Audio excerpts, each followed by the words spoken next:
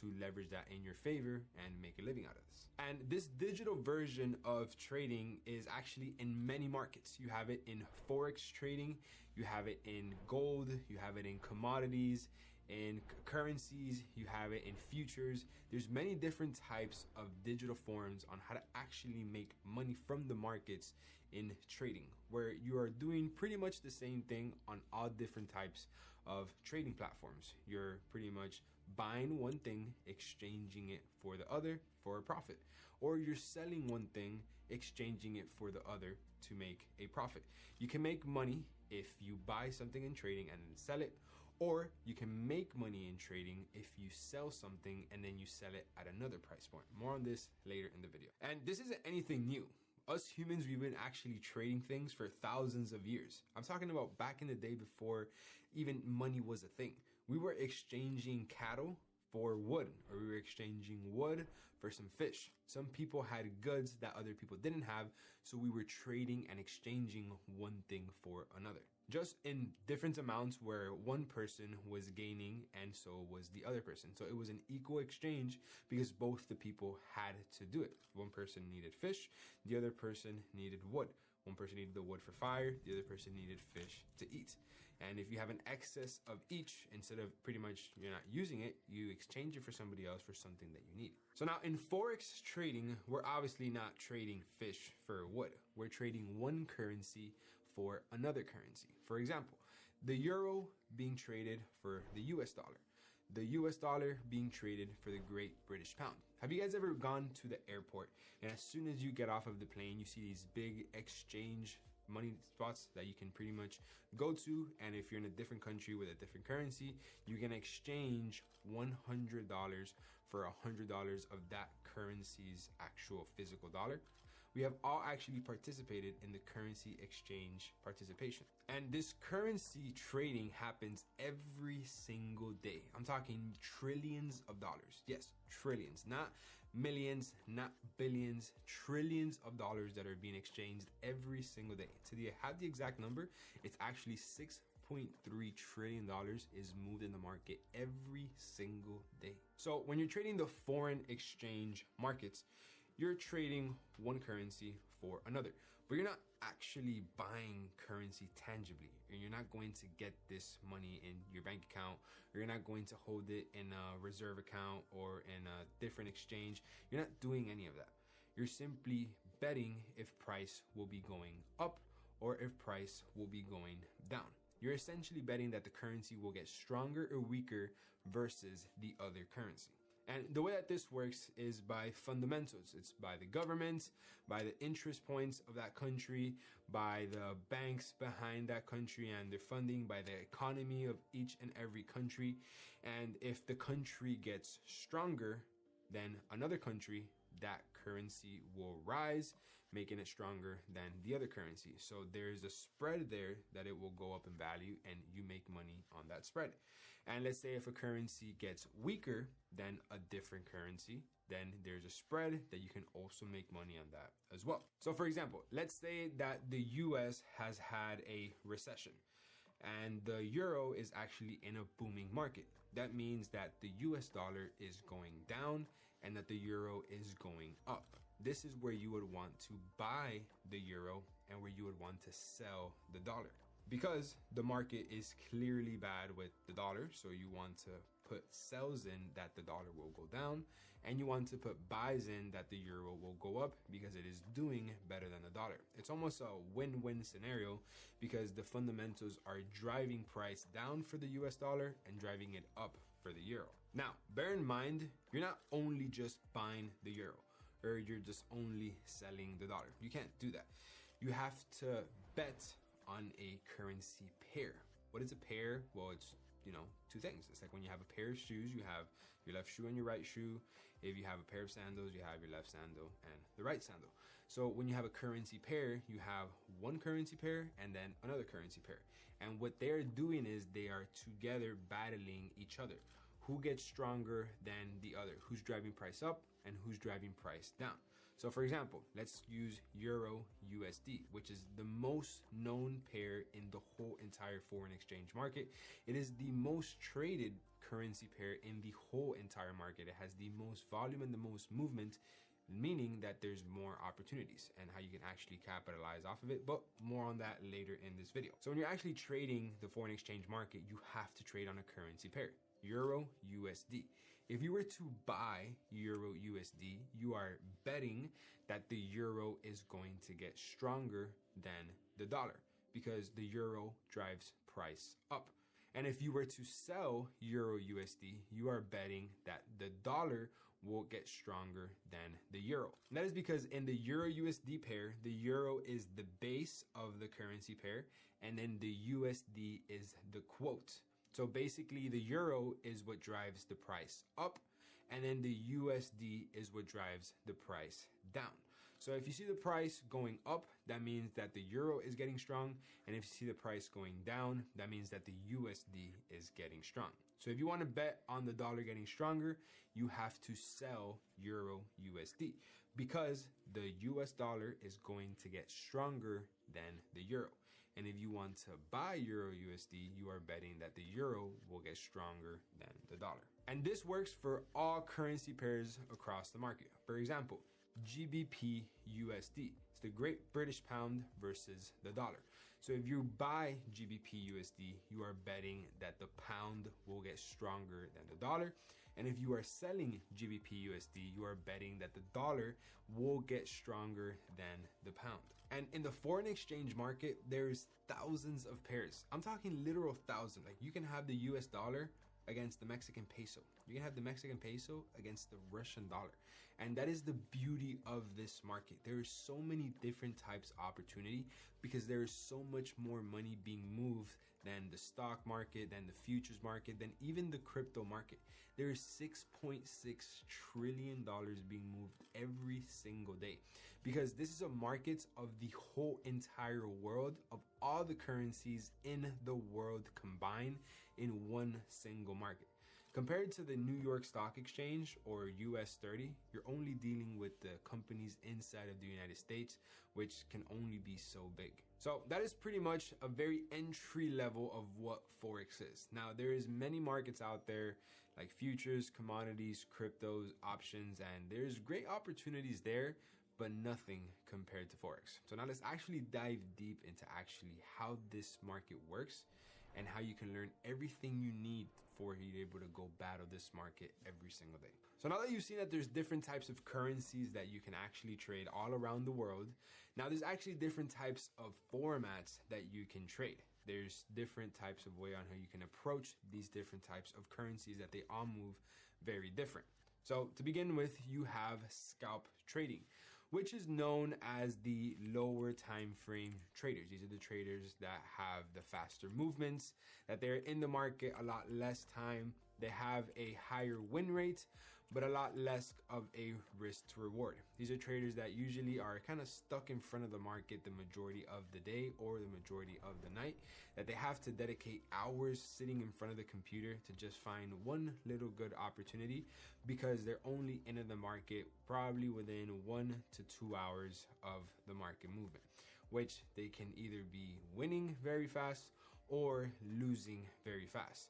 And some scalpers can either enter 1 to 3 trades every single day in order for them to make some money or just make back losses from the previous day, because the majority of the scalpers will lose the majority of the time because they're taking a lot of trades constantly. And scalp trading is actually the most attractive type of trading that beginners kind of approach to it because they just passionate about trading and they want to be in front of the charts as much time as they can. So they approach scalping thinking that's going to be the best way for them to make money.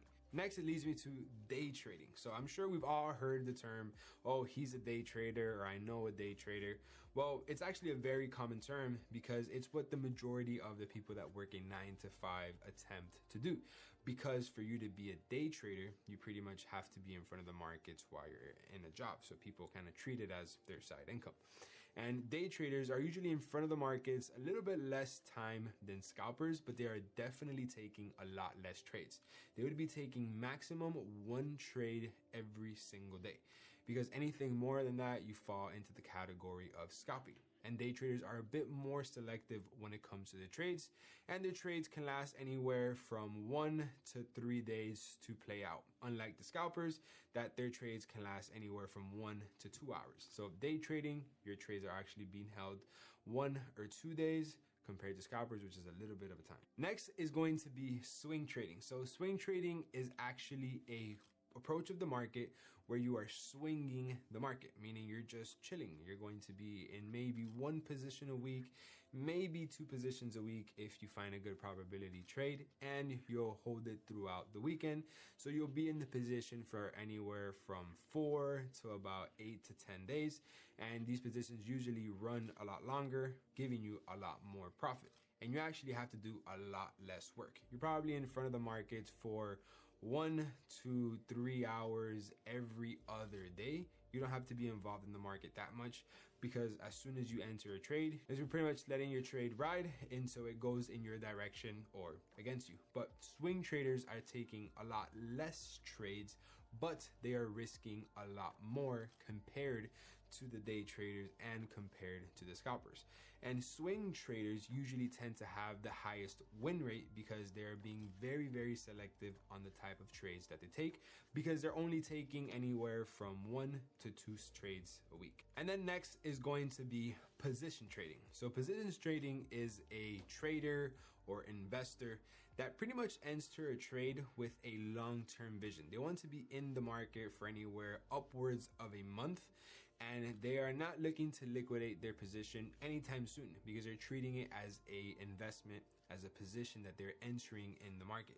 So they're prepared to be involved for about 1 to 2 to 3 months to just simply have their trade get as much profit as it possibly could be. And position traders or investors, they'll probably take 1 to 2 trades a month, if any. Usually they stick to 1 trade a month because they're looking at the market long term. They're not looking to have any short-term gain, and they're looking to minimize their losses as much as they possibly can. And investors and position traders are actually the ones that lose the least, because even if their positions go into a loss, they're going to continue to hold it long enough until it goes into profit. And if you hold a trade long enough, it will go back into profit. So as you can see, every single format of trading actually scales up on the amount of time that you're actually holding a position. A scalper is involved in the market anywhere from 1 to 2 hours a day. A day trader anywhere from 1 to 2 to 3 days in the market. And you have a swing trader where it's anywhere from 4 to 8 to 10 days. And then a position trader where it's upwards of a month. So every single different type of format in trading, they are actually holding their trades longer, but they're actually taking less trades. So as the formats, they scale, so does the time they hold the trade, but the amount of trades they take is a lot less. And all of these different formats you can actually apply to all of the markets. You can apply it to foreign exchange trading, to commodities, futures, options, crypto, everything that has pretty much a chart with candlesticks that go up and they go down. But the best one, and the one where I've had the best experience and the most success, is going to be Forex trading. That is because it offers the best things that no other market can offer. It has 24/5 access, meaning you can trade Monday through Friday, any hour out of the day. So if you work a job, you can trade when you get out of your job. If you're up late at night, you can trade late at night. If you're up early in the morning, you can trade early in the morning. Compared to, let's say, options or stocks, you can only trade 9 to 5, which kind of sucks, because if you have a job, you can't get involved in the market. You're simply limited to what you can actually do in the market. The next reason why it's my favorite and why I got involved is because the entry barrier. For you to get started in Forex trading, you can start with as little as $100, or compared to the stock market where your entry barrier is going to be $25,000 as your minimum first investment. And I don't know about you, but when I first started trading, I did not have that kind of money, so I simply couldn't get involved. Another reason why it's the most reliable is because you're literally trading money. It's impossible that the currencies of the world simply disappear from one day to another. If that happens, we're in a big problem. But that will literally never happen. Compared to a company in the New York Stock Exchange, they can simply just go bankrupt one day or get sued and you're done for. Or a crypto can pretty much get rug pulled and all your money is gone from one day to another. The currency exchange market is here forever and it is going to be here forever. Countries run on these currencies and they need to do that for it to keep going. For that reason why the currency exchange market only gets bigger year after year. And the opportunities are going to be there forever. And adding up to that, you can actually get involved for free. You can actually test and apply the markets and try and figure out if it's going to go up or down with fake money. You can use demo money to test your skills and learn it before you actually put real money at risk. And when I was trying to get involved in the crypto market, this simply wasn't a thing. They don't allow you to use this with fake money. It wasn't even an idea. Versus in the foreign exchange market, not only can you access it whenever you want, you can actually test it with fake money, which is actually really cool. And if you don't know what demo is, it's pretty much simulated markets. It's demo. It's not real money. It's paper trading, fake trading, where they just give you fake money in an account where you can get and pretty much go test it out. So if you want fake $100,000 and you want to test out your skills, you can do that. If you have $5,000 to put into the market and you want to test out your skills first, you can create a fake account with $5,000, which is actually amazing. So that way you can actually see how far you can get with demo money, so that when you're ready to deposit your own money, you're ready. So now that we understand how the Forex market works, a very simple way, we have to understand how can we actually execute into these markets. What platforms are required? What platforms should you look at? What platforms shouldn't you look at? And this is where it can get a little complicated if you don't have the right video. And that's why everything is inside of this video, which is going to teach you the only platforms that you're going to be needing in order to be able to execute trades in the market successfully. Now, there is hundreds of different platforms. There is thousands of different people directing you to different places, but these are the only platforms that I have personally been using for the last 7 years trading in the markets, and I have never ever needed anything else when it comes to actually executing in the market other than these platforms. And I've made probably around $10 million on just using these two simple platforms. You do not need anything else other than these two platforms that I'm going to be explaining now. And then obviously a third one that you will have to do your own due diligence on, but this is going to make sense in just a second. The first platform is going to be TradingView. So TradingView is pretty much what its name says. TradingView. You're going to view the trades on this website. This is a well-known website, I think used around about 80 to 90% of the market. And this is where you're going to be actually looking at the charts. This is where you're going to be looking at the markets going up, at the markets going down. This is where you're going to look at the markets, for example, Euro USD, how we were setting an example, GBP USD, GBP CAD, so on and so forth. Now, this platform is strictly and only to simply just look at the market. This is where you're going to be identifying if you're ready to buy or if you're ready to sell. But you will not be entering a buy or sell on this platform. It's something that the platform offers, but I personally have never used it. Neither has anybody in my community, or I've heard anybody of ever using it before. It's something that they offer, but I personally rather stick to the different options that I'm going to share with you now.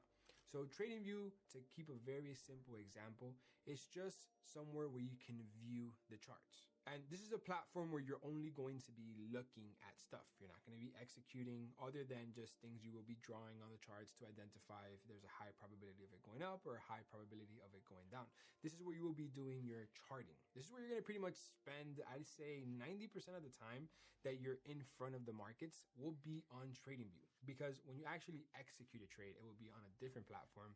And you're not going to be looking at the numbers on the screen. You will simply be looking at the charts, because what's on the charts will reflect on the numbers on the screen, which will be on your phone or your computer, wherever you decide to actually take the trade. But TradingView is simply just so you can see the charts, whether they're going in your favor or against it. And the simplest analogy that I can put is like you right now watching this video. You're watching this video to intake the information that I am giving you so then you can learn and then you can go execute in the market. But you're not executing a trade on YouTube. You're not doing anything on YouTube other than simply getting educated and absorbing the information that I am giving you or that you're simply watching on YouTube. And you can watch the video in a bunch of different formats. You can watch short-term videos, you can watch long videos like this one, you can watch it in theater mode, in full screen mode, or on your phone. So there's different types of ways on how you can intake this information. It's the same exact thing with TradingView. You're looking at the charts in a bunch of different ways so you can intake the information so it can tell you if you're ready to buy or if you're ready to sell. But you're not doing anything other than just looking at the information that the market is sharing with you on TradingView. So let me actually take you to TradingView just so you guys can get a very simple insight of what this actually looks like and what to pay attention to and what to not pay attention to, because this can almost be very overwhelming at the beginning and information overload. And trust me, it happened to me and I almost kind of got intimidated and didn't even want to look at it too much because I just didn't know what to look at. So I'm just going to explain to you right now what are the only things that matter when you log into TradingView very briefly, and then you're going to see what you shouldn't be paying attention that, because honestly there's a lot of stuff here that you really don't need. So diving into TradingView right now, this is as soon as you log in, this is what you will be seeing. You will be seeing pretty much to your top left hand side is your accounts, and you're going to see all of these tools that are randomly right here to the left hand side that you probably have no idea what the use is for. But everything inside of here is basically a tool that you can use to your advantage to chart up the chart. It's simply things that you can use to put on top of the chart so you can create an edge on the trade that you will be taking. You will not be needing everything that is in this toolbox right here. This is absolutely excessive, and you only need to use about 7 to 8 tools out of everything this platform has to offer. So if you come back here to TradingView, this is just a simple ray example that I have just showed you, and it is really not necessary at all. Within this section, you have many different types of lines. You have the info line, the extended line, trend line, horizontal line, all these lines that literally I do not use, and you will never need to use it. You will only need to use 3 things from this line section, and that is going to be the trend line, the horizontal line, and the horizontal rate. So if you'd want it, all you have to do is put a little star. When you put a star, you will notice that it will pop up on this box right here that is going to pop up in front of your charts. This is going to be your favorited tools out of all of the ones that the platform has to offer. This is so you can pretty much filter out the only things that you need, because again, there's many things in this platform that you do not need to pay attention to, and there's many things in this platform that as of today, being a multi-millionaire trading on this platform, that I have never used, meaning you will never need to use them either. So you just simply, I'm going to explain to you what they are, and don't even get curious on learning what it is. Simply just know that it's there and know that you will not be needing it ever to become successful in trading. So moving on, you have the channel section, and this is where there's different types of channels, pitchfork, shift pitchfork, all of these things that make absolutely no sense. And all you have to do is just completely ignore it. You will not be needing anything inside of the line section other than these 3, because this has no indication to creating an edge in the market, how I have been trading for the last 7 years. Now, there's might be some strategies out there that do, but the majority of them don't really use it, especially mine. So when it comes to here on the second section, you're going to have your Fibonacci area where there's about 10 different types of Fibonacci's, and we will be using absolutely 0 of these Fibonacci's. These are all different types of random stuff that just make your chart look weird. Like, look at this. You're going to tell me you can create an edge with this funnel or this fan, whatever this is even called? No, it simply doesn't make any sense. It's just accumulating your chart. It's putting mathematics behind it that honestly it's not needed when it comes to trading. All you will need when it comes to trading is read the price action, which price action is the chart, but we'll get into more details later in this video. I can only get into these details when you actually know how to visually see them, because you have to see them on a platform, and this is the platform that you're going to be seeing them in. So you will not be needing any of this complicated stuff. This just makes the trading complicated and very intimidating to a beginner trader, and you don't need anything inside of this Fibonacci section along with the gain section. You can simply move on to the next section, which is going to be the pattern. Because again, Fibonacci is just an equation where you can create an edge on it, but I will explain to that again later in this video. Right now, I just want to show you what the platform looks like, and I'll get into more details later, along with the patterns that we are in this section now. And the only pattern that we will be using is going to be head and shoulders. You can simply put a little star next to the head and shoulders, and you will notice how it's going to pop up over here to the top right hand side corner. We will not be using the ABC pattern or whatever this is. I've literally tried to figure out many times and it doesn't work. Other than the pattern section, we will completely avoid the Elliott waves and this section down here. This will not be needed in this trading approach, simply because it is information overload. These are all different types of indicators to read the market, and indicators, as many of you may know, or if you don't know, they don't have a high success rate because indicators are delayed. They take time for the markets to be able to have a reaction to them. So by the time you get your entry based off of an indicator or one of these tools, you're pretty much late already. So we will not be paying any type of attention to any of these different types of Elliott waves or any of these types of cycles that the market has to offer. Moving into the next section is going to be the projection section. You're going to put a star on the long position and a star on the short position. This is pretty much going to be the tool that is going to tell you if you are buying or if you are selling. Simply just take a quick look at it. It's probably this green and red box that you see all the time these traders put, but don't worry about it. More on this later in the video. Right now, I just want to get you to be very familiar with looking at these things, so when I dive into detail on every single one of them, you're very educated and up to speed and it makes sense right away. Moving on, we will be looking at the brushes. You only have to put a star on the brush and a star on the rectangle, the path, and the eclipse. Everything else in this section you will not be needing. You will not need to be paying attention to it. Again, it's information overload. What they did was put 4 different types of arrows. You have the arrow marker, which just looks excessive. Then you have this type of arrow, and then you have this type of arrow right here, which is just another arrow. It's just different types of ways that the platform offers services for all different types of traders, which is cool because pretty much they are meeting the standards of every trader around the world, but you're only one trader. You shouldn't be looking at all the information for traders all around the world. You should only look at what's going to make sense for you. And in this video, I'm going to only show you what's going to make sense for you. So now moving on to the next section is going to be this T. So this is going to be the text and the notes section.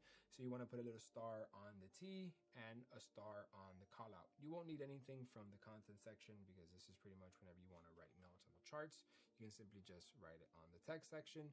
Or if you ever want to call out a specific section in the charts, you can just point at it and you have a call out section. These are both things that I just use to actually just have notes on the chart if you want to save it for the future, if you want to look at it when you're back testing, or if you just want to hide a message in your chart. Moving on now to this little emoji section over here. You will not be needing any of these emojis. TradingView is very clever. They literally put the whole entire emoji section of an iPhone. I don't know why they did this. I've actually never used this in my life, so I take my trading very serious. So I will not be putting any emojis or any hearts or anything on my chart. I keep this strictly to business, and I only look at the stuff that matters. This clearly does not matter. Imagine putting like a smiley face or a winky face on your chart, and then when you go show your friends your trades, they see that and they're like, what the hell? Yeah, so you don't want to focus on any of these emojis.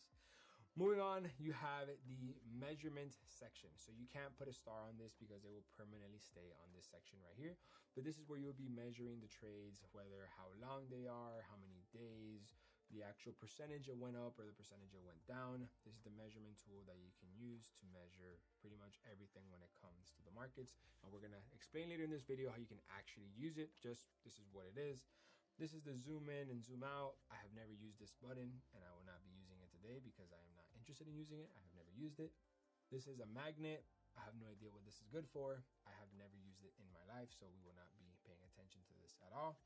This is going to be the stay in drawing mode, which I also have never used in my life, and you will not be needing it. It is absolutely pointless.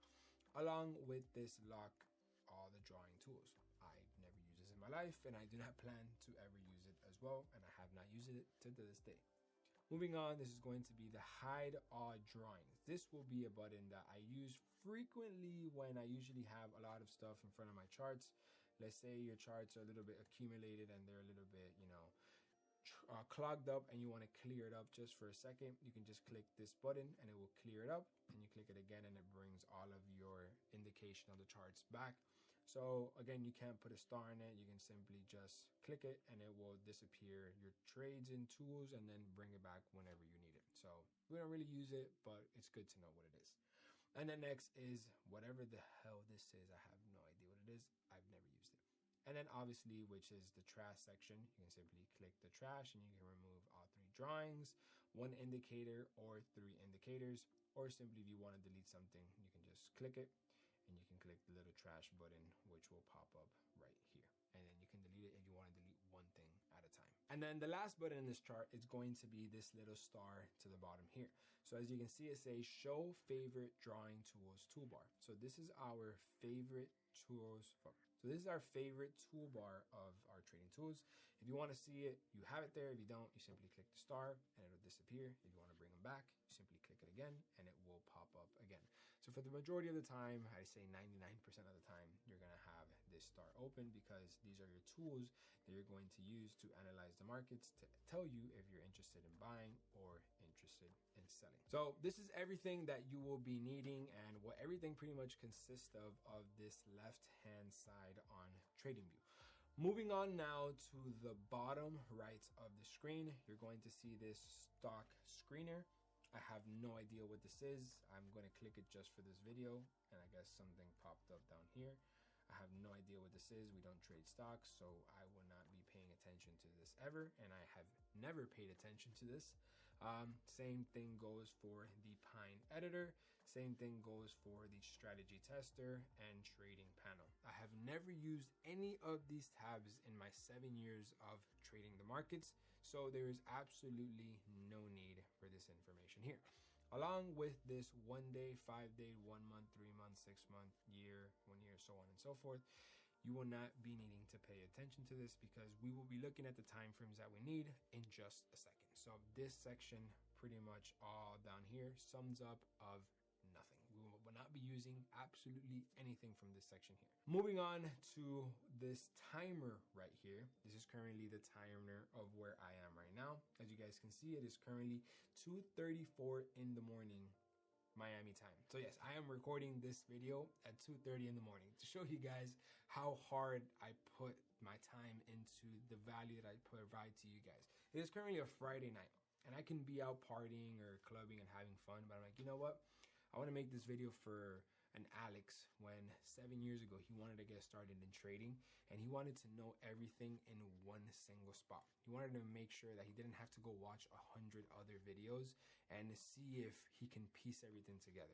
So I'm making this video for you guys right now, pretty much at 3 in the morning, so you guys can just watch this one video and have absolutely everything you need to learn trading and apply it to the markets. So make sure that you listen and pay attention to the things that you need and to the things that you don't need, because I am making this so easy for you guys that you do not have to go watch any other video. Everything is going to be in this video from this point all the way to the end. I'm giving 100% dedication to this so you guys can have success like me and shorten your learning curve by years. If I would have had this when I started trading, I would have been profitable in my first 6 months. But everything happens for a reason. That's why I'm here making this video for you guys now. So now going back to the chart, this is the time zone of where we currently are.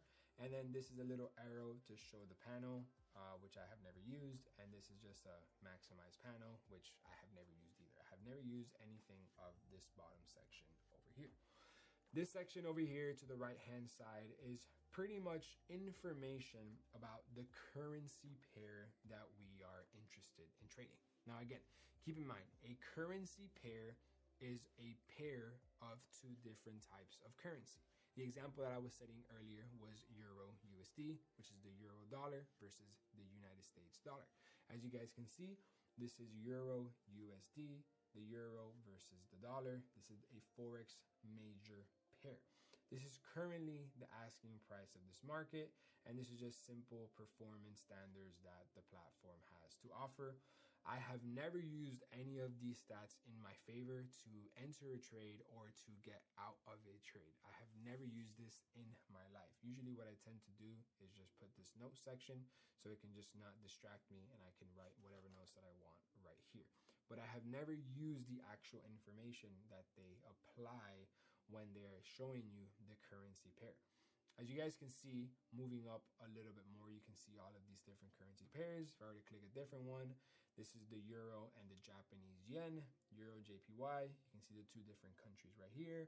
This is indicating a strong buy, and I'm telling you right now, 90% of the time this doesn't work, so there's no reason why you should ever be paying attention to it. So I skipped this little section right here, which is a metric section, which is literally where we are right now, the notes section, and then this little 3 dots. So I have never in my life ever used any of these buttons. They're absolutely pointless and they are needed for nothing in order to become successful in trading. Moving on to this bottom section right here, I guess this is a help center. I have never used it as well. And along with a calendar, which I have never used in my life when it comes to trading, especially on this platform. Moving on up here, every single one of these buttons to the top right side of TradingView is absolutely pointless. I don't know what any of them are, and I have never put any time to even knowing what they are. Because from the moment that I came into trading, I just wanted to focus on what matters. I wanted to focus on what I was trading. And what I was trading is the chart. It's literally these candlesticks that are in front of you, this price that's going up and down. You're not trading all these different options. It's information overload. The only thing you will be needing is this top right button, which is going to show you your watch list, which will be the pairs that you are interested in trading. Now, what pairs should you trade? What pairs shouldn't you trade? I'm going to explain more on this later in this video, so make sure you stick around. And if you haven't subscribed, hit the subscribe button. So moving on to the top right hand side corner, this is going to be a publish button. I've never used it as well. And I have never used absolutely any of these buttons that are here to the top right hand side of this TradingView ever. There's absolutely no need for it, and I have never used it. Oh, and actually a fun fact, literally just the other day, I found out what this button did. I'm talking about like a month ago. I figured out you click this button and it just zooms into the whole screen. That's how I did that right there. That's how I literally put the whole screen on that monitor. I didn't know how to do it before. I just started clicking random buttons and that popped up. It's kind of cool, but it's not going to make you profitable. So there's no reason to pay attention to it. So if you lose your list for whatever reason, you simply click this button and it will pop up right there. Moving on to this blue list, this is where you're going to list the pairs that you will be trading. You can have a red list, an orange list, purple list, blue list, whatever color list that you want. Currently, we are on my blue list, but this is pretty much almost like filtering out your contacts. If you want to have contacts that are your favorites, if you want to have contacts that are primary, contacts that are secondary, they're all the same in the same contact list, but some are in the priority, others are not in the priority. Well, this is the exact same thing, but instead of putting it by different sections, it's by different colors. Moving on to this different button, this is going to be the symbol section. This is going to tell you exactly what symbol you are trading, whether you're trading Bitcoin, NAS, Euro JPY, Euro USD, the list goes on. It just indicates to you that this section is the symbol. This is last, change, and change again. I don't even know what any of this stuff are. Absolutely pointless to me. Along with these 3 buttons right here. I have never used them, and I do not plan to ever use it. That's as far as my knowledge goes with it. Continuing to the middle top section of the screen, you can see how there's these 2 little arrows. So if you've ever used Excel, if you've ever used Word and you make a mistake and you want to go back, you simply just click this back section and it will go back for you to where it was previously on the chart. If you want to go forward, simply click this button and it takes you forward to the last point where you put on the market. It's very simple and it's very straightforward. this is going to be the replay button. So I'm going to explain more on this when we actually get into the back testing section of this video, because this is the back testing button. This is where you can click it and you can immediately back test the strategy as far back as you want. Let's say if you were to want to back test to right there, the market will pretty much reset to that point, where then this bottom section will pop up where you can pretty much start playing the market and start creating, you know, an edge on the strategy that you're testing, or just to get confidence and learn how to read the charts over time. But again, more on this later in the video when I'm going to explain back testing and how you can actually use it to your advantage so you can capitalize off of it. Next is going to be the alert section. So this is when you want to place an alarm on the charts. Let's say on Euro JPY, you want to place an alarm. Once it crosses a certain price, you simply come here and you can just put enter, and you will notice how the alarm pops up right here in the middle of the chart because you just placed it. But again, more on this later in the video when I talk about setting these alarms at strategic points, at an area of interest, support and resistance, all of this stuff, which is going to make sense later in this video. So don't worry. So this is just the alarm section, which we will be using very frequently in the charts. Next is going to be this little square button, which I have never used in my life and I do not plan to. And then it's going to be the indicator section. So you click this button and you will literally get thousands of different indicators that this platform has to offer. And you will only be needing one. And this one I'm going to explain as well later in the video. So in here, you can pretty much just search up whatever type of indicator you want. You simply just put indicator, and it will literally show you thousands of different indicators that this platform has to offer, but you will only be need to using one that is going to make you successful.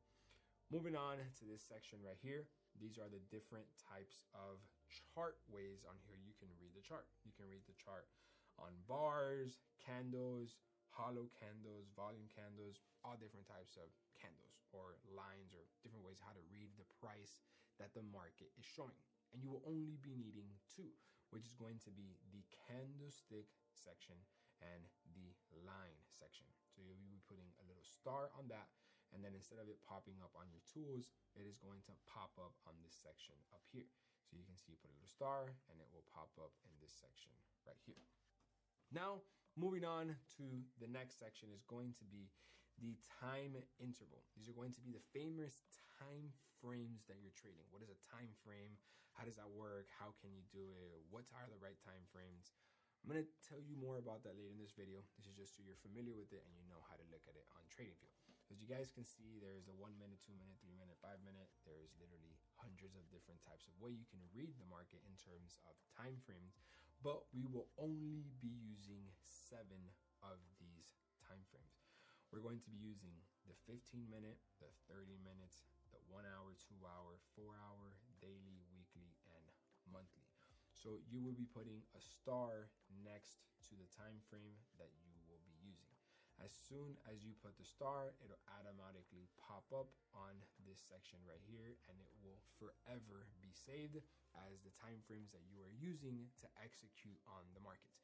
And you will not need to be using any other time frames other than these. This way, you only focus on what matters. There's so much information on here that if not read correctly, you can get confused and it can be very overwhelming and it can throw off your whole entire trading. So you only want to focus on just these time frames, and later in this video, I'm going to teach you exactly how to use them. So now that we understand everything within the actual TradingView platform, let's actually get into the charts, right? These boxes that are going up and down, because I want you guys to understand everything that this platform shows you, so then we can move on to the next platform that you should be using and what platform you should be avoiding. So let's actually get into the charts. So as you guys can see over here, kind of in the middle of the top section, you can see how we have already favorited the candlesticks and we have favorited the line chart. So right here, this is going to be called the candlestick charts. So every single one of these boxes right here is considered a candlestick. This is a candlestick going up. This is a candlestick going down, another candlestick going down, candlesticks going up. This is basically the candlesticks representing price going up or price going down. Now, every single one of these boxes, they currently have a time frame.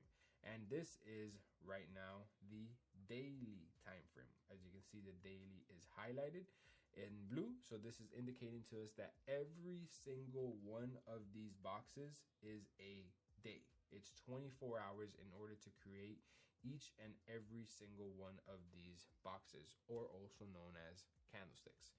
So if we were to simply flick down to the 4 hour, so we click this button right here and then it takes us to the 4 hour. You can see it right here as well. Each and every single one of these boxes is now 4 hours, meaning it takes 4 hours for this candlestick to close. And then if I go down to the 2 hour, it's literally the same thing. Every single one of these boxes is a 2 hour candlestick, meaning that it takes 2 hours from the moment this candlestick opens for that to then close. As of right now, you can't see the time over here to the right hand side corner because the market is closed right now. It literally just closed. You guys can see it down here that the market is closed. But if you were to see a little bit, like 5 minutes back before, you can see how we're flickering through the time frames, that you can see how much time is left in order for the candlestick to close, because this platform will tell you how much time is left. And then if we go to the W, it's going to be the 1 week. So as you guys can see, if we hover over it, it is a 1 week candlestick. So every single one of these candlesticks is a weekly candlestick. Very self-explanatory, very simple, very straight to the point. Just basically explaining that every single box is going to be the time frame that you have been selected, right? So now we have this line chart. So we come here and we click this line. It's literally the same representation in price, but now you're looking at it as a form of a line. You're not looking at boxes, you're not looking at candlesticks, you're not looking at anything other than lines going up and lines going down. It is the same exact price, but it's just showing it to you in a very different way. For example, let's say you were to look at a human body with your vision. That can be the candlesticks, because you can see more details. You can see more into the specifics of the hairs, the features of a person. And if you want to see a different version of the human body, let's say you were to look through a thermal vision. So you're still looking at the same human body, but now you're only looking at the heated parts of the body that the thermal vision binoculars represent. Compared to if you were to be looking at with your regular vision, you can see everything other than the heated vision. So you're looking at the same human in just two completely different ways. Now, this is the same exact market. You're just looking at it two completely different ways. You're looking at it one with more details, which would be the candlestick market. And then if you want to look at it with less details and you just want to look at one specific thing, you would look at the line chart, which in the vision example, it would be the thermal vision. But we are going to be 99.99% of the time looking at the candlesticks or the market in this candlestick market. Same way how you look at humans, you pretty much look at humans 99.9% of the time with your regular vision. You don't really ever use the heated thermal vision. So now continuing into a little bit more detail, you guys can see all of these different colored numbers that you guys see here to the right hand side corner. This is pretty much how the platform differentiates things that I have selected in the chart. So for example, this blue line right here, it's pretty much indicating to you the live price of where this price is. This red box is just indicating to you that it's at that point. This black line is at this point. This blue box is at that point. It's simply just the representing of whatever you put on the chart. It just shows it here in a numerical version.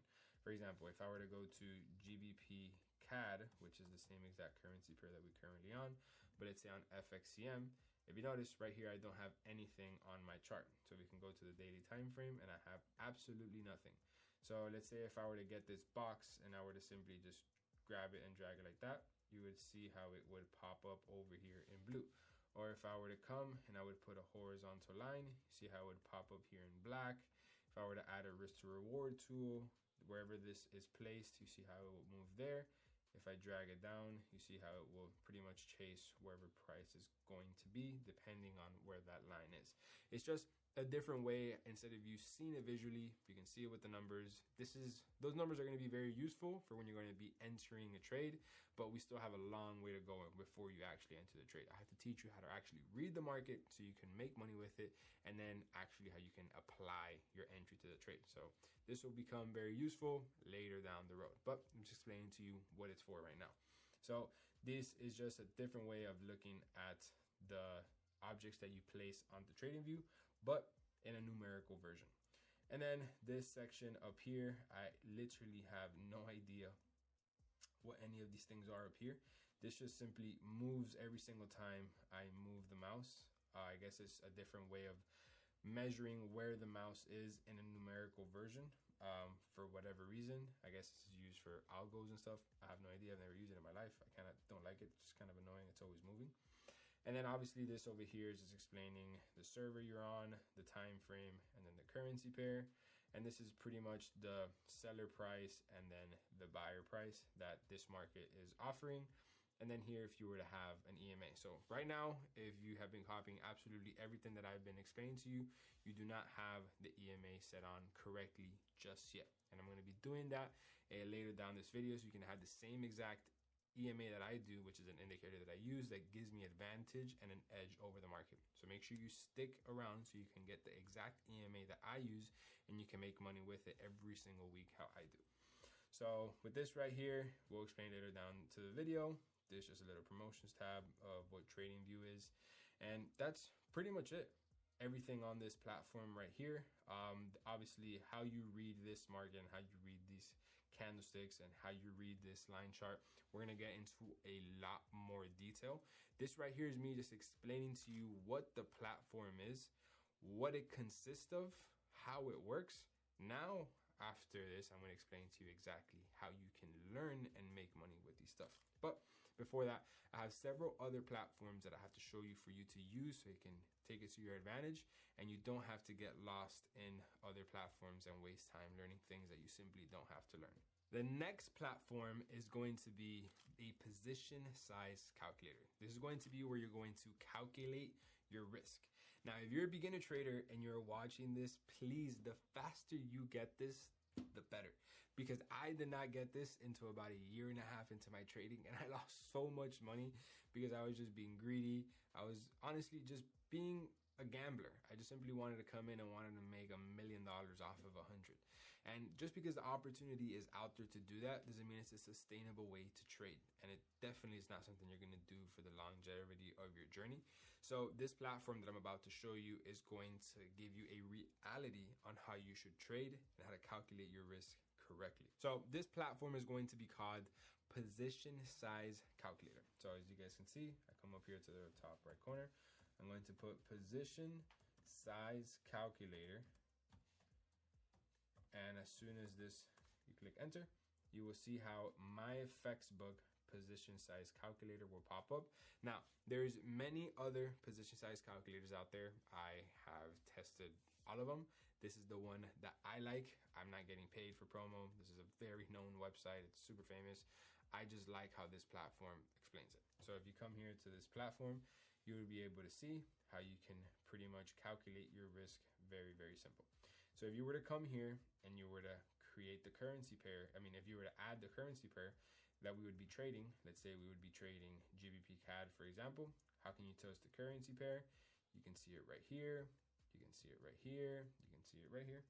You come over here to your position size calculator, and you would pretty much place the currency pair that you are looking to trade.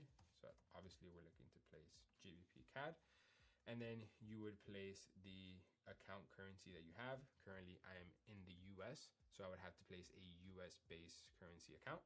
But if you are a Canadian, if you are in the Europe, you have the pound, the Japan, whatever type of currency your current account is, that is where you're going to then select the account that you simply have. Then you're going to place your account size. So let's say you have $1,000 that you want to risk in the market, right? So you have $1,000 that you have currently right now in your trading account. And you're asking yourself, how much do I risk? Well, how much are you willing to lose? because you have to have the mindset of every single trade that you're going to take that you can immediately hit stop loss. And if your trades immediately hit stop loss, you have to be completely okay with that loss. You can't simply deposit $1,000 and bet the whole $1,000 thinking that you're not going to lose it all. Well, if you don't calculate your risk correctly, that's exactly what's going to happen. So for example, let's say out of these $1,000, let's say you want to risk 5% out of this $1,000, which is reasonably high risk, but I'll explain more later this in the video when I talk about percentage-based entries and stuff like that. So let's say you want to risk 5%. You simply come here, you put the number 5, and then the amount of pips that your stop loss is. So this is very simple. And again, we'll get into more details on this later on, but we're just going to use this stop loss for example. This stop loss, I had a total of 44 pips. This is how it is measured. And again, I'm going to get into more details, how you just use this tool and how you use this risk to reward later down the road. So don't even worry. And we're going to get into more details. For now, I'm just going to pretty much go straight to the point just so you can see how you actually calculate the risk and how this platform works. So this right here is going to be a total of a 40 pip stop loss. What is a pip? Again, I'm going to explain this later into the video. It's literally the next subject that is coming right after this. So right here, you would have a 40 pip stop loss, and then the lot unit would always stay 1. I'll explain this as well later down the video. You simply click calculate, and then boom. You're going to risk $50 on your account, and this is the unit or the lot size that you're going to use. It's that simple. All this platform does is calculate the risk that you want to place on your account, so you can place the amount of units or you can place the actual lot size that you want to bet on this trade. Whether you're going to buy or whether you're going to sell, the same exact thing applies. As you can tell right here, there's no different option that you can put, oh, if I'm buying or if I'm selling, because the risk should be the same, whether you're interested in buying or you're interested in selling. But more details on what these other different vocabularies are and how you can use them, because I know they can be very intimidating at the beginning, but they're actually very simple. So now that you understand where you can calculate your risk, if you don't understand some of the words in there, don't worry, I'm going to explain to them. You're going to get them right away. There's one other platform that I personally don't use, but I can see a lot of you guys looking for somewhere to find it, and I'm going to simply make it very straight to the point. I don't use this platform anymore because I'm a successful and profitable trader and I don't need to know these things, but I can understand as a beginner trader, it can create curiosity and you want to know where you can get a reliable source that's going to give you this information. So I'm going to give you the third platform, which is going to pretty much tell you where you can find all the fundamentals and if they're going to be good, if they're going to be strong, if they're not going to be strong. This is so you can know exactly what's going to happen in the news section of trading. With my strategy and how I trade, I don't use this at all. But at the beginning, when I was learning to trade, this platform made things so much simpler that all I had to do was just go to this one place and I would know exactly what's happening for the next 2 to 3 weeks with news articles, and it would simplify things a whole lot. So we don't trade with news. We don't need it at all. But I'm going to explain to you how you can simply learn how to read it if you're simply curious about it and you don't have to waste time looking at other platforms and simply just wasting your time. This one platform does absolutely everything. Now, this next platform is going to be called forexfactory.com. So again, this is not a paid promo. I wish these guys would be paying me right now for this video. They don't, but they've been around for years, even before I got started. So this is Forex Factory, which is going to be the platform that will tell you exactly the news that is going to be happening in the markets. So you would want to come here to calendar of the actual Forex Factory. As soon as you come to the calendar, you would want to then click over here, this filter section. And on this filter section, you want to then only have favorited the red news articles. You can have favorited all of them, but they simply won't be effective. These are all different type of news articles that are going to come out. They're going to simply affect your trade for good or for bad. You simply will never know. I have tried to create an edge around this and it never works because you never know what's going to come out on the news. You can have an idea, but you're never going to have absolutely any idea. There's no facts behind that. You don't know what's going to happen until the news comes out and says what's going to happen. So there's simply no reason you should be wasting your time here, but it's a good way to get educated and just simply be aware of when it's going to be coming out. So back to the platform, you guys can see how it tells you the day that the new article will be coming out, and it will be telling you the time along with the currency pair that it's going to be affected and the impact that it will have and what it is related to. As you guys can see, they have a potential forecast of what they believe it can be and what the previous time there was a news article like this was, and then the actual outcome, but the outcome only happens after. If I were to simply go to the next week, let's say if I were to click here on this week, you guys can see how Sunday, April 7th at 7:30 in the afternoon, there's going to be news about the Japanese yen with a yellow impact news, which really does absolutely nothing. It's literally somebody probably coming out and saying, hey, we're doing great, or hey, we're doing cool. It does nothing. So this is a news about the average cash earnings, which as you can see, the previous time it was 2.0%. They forecast, they believe for it to be 1.8, but the actual you don't know until the news comes out. Usually, sometimes they're good, sometimes they're accurate, but at the end of the day, it does nothing for your trades. If you notice right here, they predicted this one pretty well. They predicted this one pretty well. And these are all different types of ways that you can simply confirm if your trade's going to be going in your favor or going against it. I don't know. I don't really ever look at it. But this should be the only one-stop shop platform that you should look at if you're interested in looking at any types of fundamentals when it comes to the news. And if you notice, if you just want to focus on what matters, you simply come here and you exit it out of all of the news articles that are not the red ones, because these are the only ones that will have impact towards your trades. And this is the only section that I look at on Forex Factory. I have never used the forums, the trades, the news section within itself, the market, the broker. Like none of these stuff I have ever used inside of Forex Factory. I only used to come in here to know when is a news going to come out and at what time, and does it affect my trade.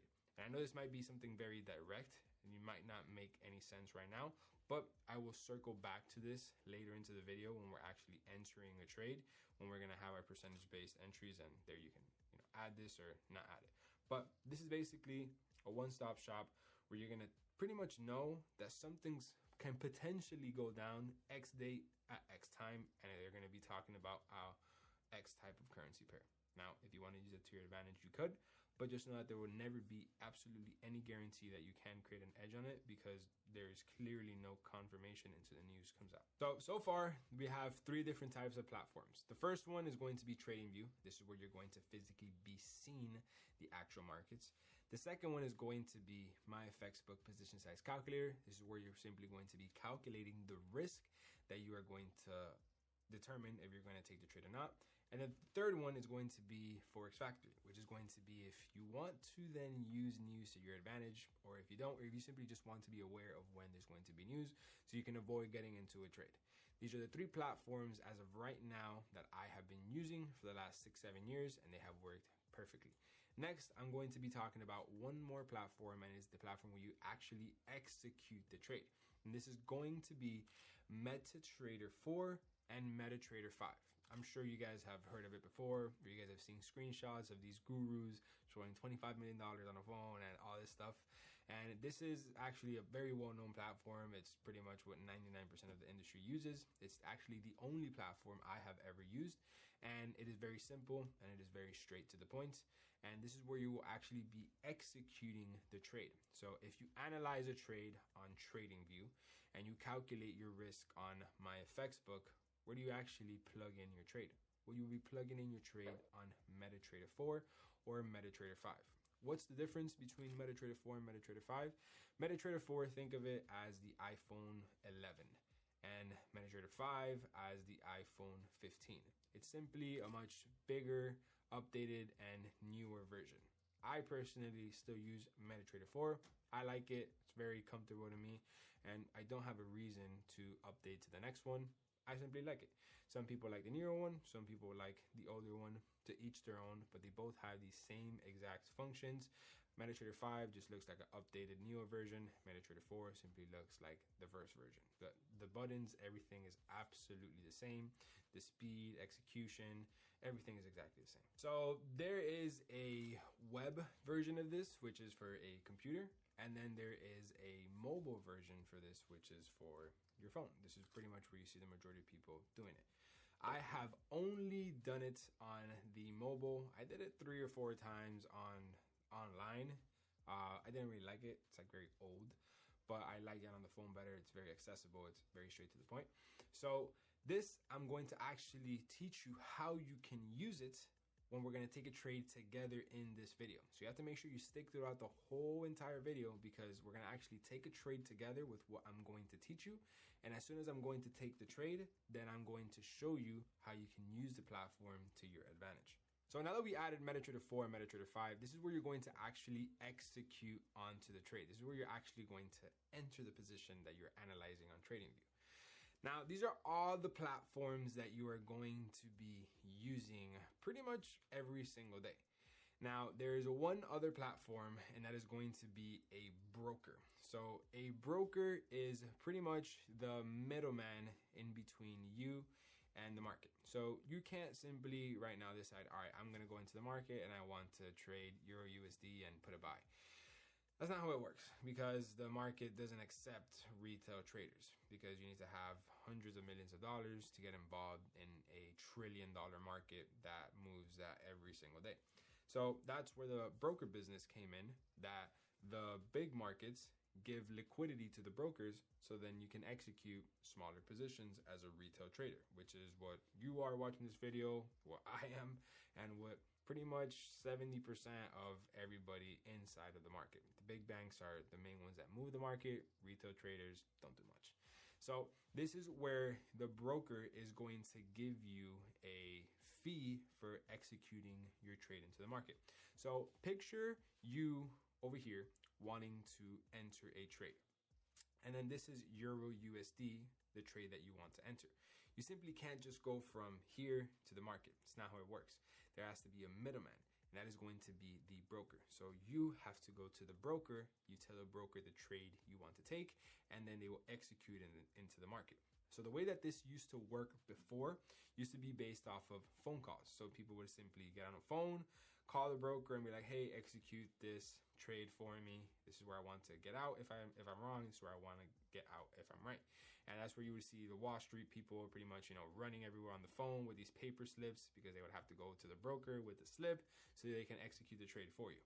Well, that was like 100 years ago. That's not how this works anymore. The way this works now is simply through a couple of touches on your phone, because obviously that method wasn't being super productive and it wasn't targeting the masses of retail trading. It was a logistical mission.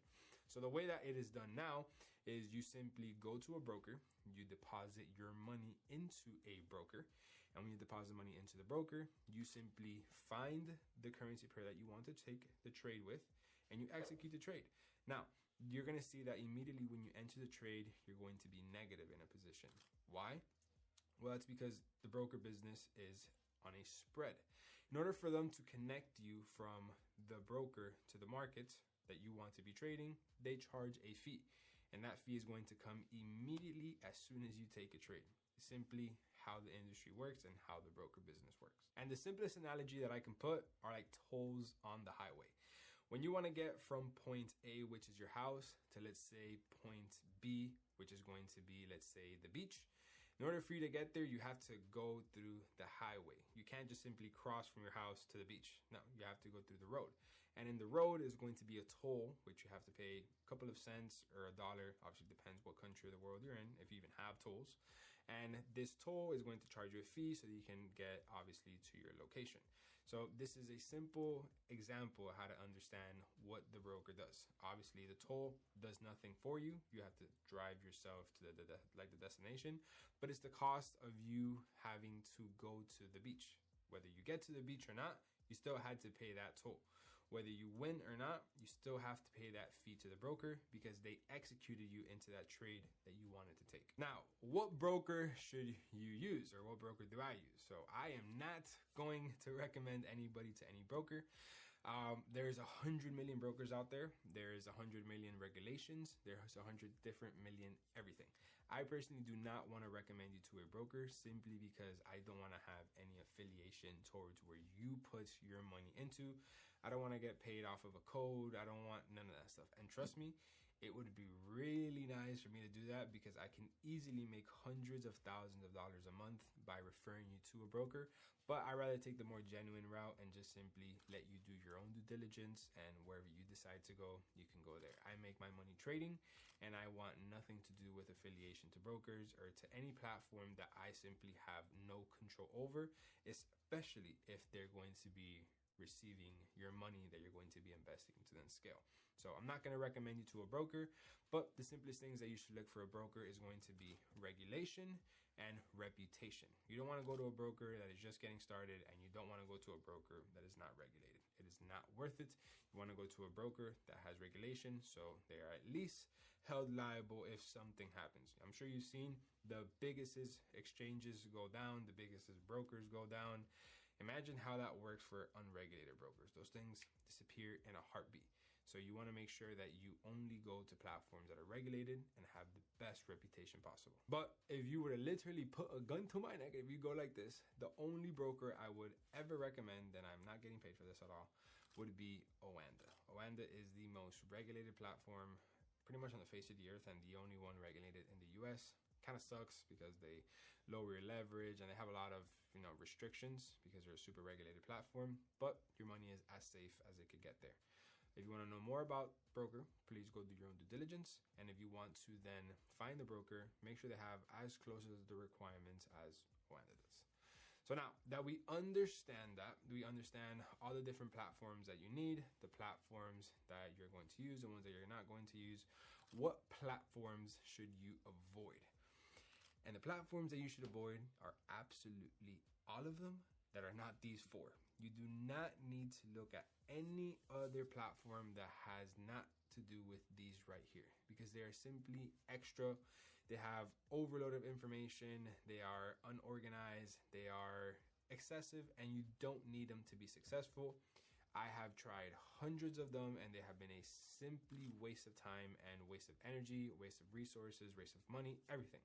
You don't need a trading journal right now. You don't need a place to track your trades. You don't need any of that stuff right now because you simply don't even know how to trade just yet. So how do you know what you're tracking is going to work for your benefit or if it's going to work against you? So you don't need any of that stuff right now. And even to this day, I don't journal or track my trades how 99% of the retail traders that lose every single month track their trades. I track them in a very different way, and I'll also explain that later into this video. But there's not going to be any other platform that you will be needing other than these four that I have just explained. So you want to avoid every platform outside of these four simply because they're not going to do anything to your trading and make you any more successful if you were to add it to your trading system. You do not need it. I don't use it, and the thousands of my students don't use it either. So now that we understand all of that, let's talk about the different types of trading, because with the information that I have shown you, you can trade many different types of ways. And I'm not talking about technical ways or stuff with the charts. I'm talking about actual trading concepts. There's many of them, and these are the most known ones. The first one is going to be price action trading, which is going to be the charts that I have just shown you guys. It's these candlesticks that go up, that are blue and red, and the candlesticks that go down, or the line chart that goes up and down. The ones that we just explained in just a couple of minutes ago, that pretty much represents the feed price of that currency pair happening inside of the markets. This is going to be price action. This is how you can physically see where price is on real time in front of the chart, and everything that happens in the history, meaning the candlesticks that are left in the past or the lines that are left in the past. This is pretty much like the trail of where this price is headed. This is the battle in between both currency pairs, and they're leaving a trail behind when they're going up and when they're going down. And those trails you can use them to your advantage because there's patterns behind those trails. And this is the most known common way of trading, simply because it's the easiest way to spot patterns, because you can literally see them. You're seeing it happen again and again and again. And you're looking at these patterns through the way of price action. Price action, technical analysis, charts, it's all the same thing. You're looking at the chart, which represents price that the market is showing you in a form of a candlestick. Next is going to be market sentiment. So this is a type that I learned very early on, and I had extreme failure like this because it's kind of a crazy trading concept, and it simply consists of you trading against the majority. That's pretty much it. And there's websites out there that can tell you where 99% of the retail traders are. And since 99% of the retail traders fail, you simply do the opposite of what they do. So if 99% of the retail traders are buying, you will simply sell. That's it. That's what market sentiment trading is. It's honestly a very high risk way of trading, and there's a lot of speculation because none of these platforms really know how many traders are in one direction versus the other. It's great assumption and it doesn't work. Obviously they get their price data and live feed from brokers and from other platforms, but how reliable can that really be? I tried it and I've heard stories and I've never met anybody that is successful with it. But pretty much what you're doing is you're trading against the retail traders, but you're not having an actual price that you are looking at. You're not looking at the candlesticks. You're not looking at the charts. You're not looking at technical. You're not looking at any of this stuff. You're just basing it off of one platform that tells you, hey, 99% of the traders will be buying tomorrow at 9 a.m. You should sell. But how do you know where to place your take profit? How do you know where to place your stop loss? How do you know if the entry is right? How do you know if you even have an entry signal? There's so much stuff that gets factored into this that simply makes absolutely no sense. And you're pretty much just trading off of an assumption of a platform, which to me had no sense. And I see no reliability and accountability for you to become successful using this source. Next is going to be fundamental analysis. So this is pretty much what we just explained just a little bit ago on Forex Factory. And this is going to be where you simply trade using the news. So some people out here, they love reading hundreds of pages every single morning, or they love being on top of what politicians are doing, and they study them and their moves and their team's campaign, and based off of what they've done in the past, they can pretty much assume what they're going to say in their next speech or what the next political news is going to come out. And they use that as a trading strategy to pretty much create an edge over the market, where they believe that they can know what these politicians and what these big news are going to pretty much post. But it kind of takes as well as a lot of assumption, and it's a lot of assumption based off of articles that you have to read that you don't know if some of these articles are reliable. You guys know that the media kind of makes a lot of stuff up all the time, and they give their own twist to the story. And I personally didn't want to have any reliability on social media that they can just spiral up the news to make it a little bit more spicy and they could get more attention, and me base a money decision based off of that. Or you simply have to read 5-6 different news articles to pretty much come with one overall decision, if it's going to be good, if it's going to be bad. You're pretty much just basing everything off of reading. And instead of you reading actual letters, why shouldn't you actually be reading actual charts, which is what the market does? By you reading fundamentals and you're reading the news, you're not seeing patterns, you're not seeing anything. You're just pretty much reading what the people think is going to happen. And then you making a business trading decision based off of that. And that's what the fundamentals pretty much consist of, just you reading news and base a trading decision off of that. So instead of you relying on the charts, on the candlesticks, you're pretty much relying on the news, on politicians, on social media platforms, places that direct what the news of that currency is going to be, whether you believe it's going to be good or whether you believe it's going to be bad. But same exact thing. How do you know when's the entry signal? How do you base your stop loss off that? How do you base your take profit? You can't really base it off of something like, let's say you even know for a fact that some politician is going to come out and the news article is going to mean that the dollar is going to get strong. Let's say you know that for a fact. You have inside information. Well, what do you do with that information? How do you know where your take profit is going to be if you're not physically looking at a chart? And that's why fundamental traders usually have a big struggle becoming profitable, because they also have to implement technical analysis for it to make some type of sense. So these are going to be the 3 different types of market approaches that you can decide to trade the market in. And for the remainder of this video, we're going to simply and solely only focus on price action trading, because it's what I have been using to become successful. And it's what 99% of the traders at the end of the day have to come back and trade, because you need to know where you're going to place your entry point, your stop loss, your take profit, so on and so forth. And don't worry, I'm going to get into a lot more detail on what these terminologies are. I just need you to know exactly what we're going to be learning so you can learn these terminologies with the type of trading that we will be doing. So now comes the official first step of technical analysis and price action, which is going to be trend. And now, let me just say this right now, and you guys can literally get a sticky note and write this down. The trend is your friend. The faster you know this, the faster you will become successful. And I wish I paid attention to this at the beginning. If I would have done this at the beginning, it would have saved me so much time, so much money, because I wanted to be that guy that went against the trend. And if you were to just think about this outside of trading, when you think the trend is your friend, the first thing that should come to your mind is the ocean current. If the ocean current is going east, you simply swim east. If the ocean current is going west, you swim west. If the current is going west and you want to swim east, you're gonna have a really hard time.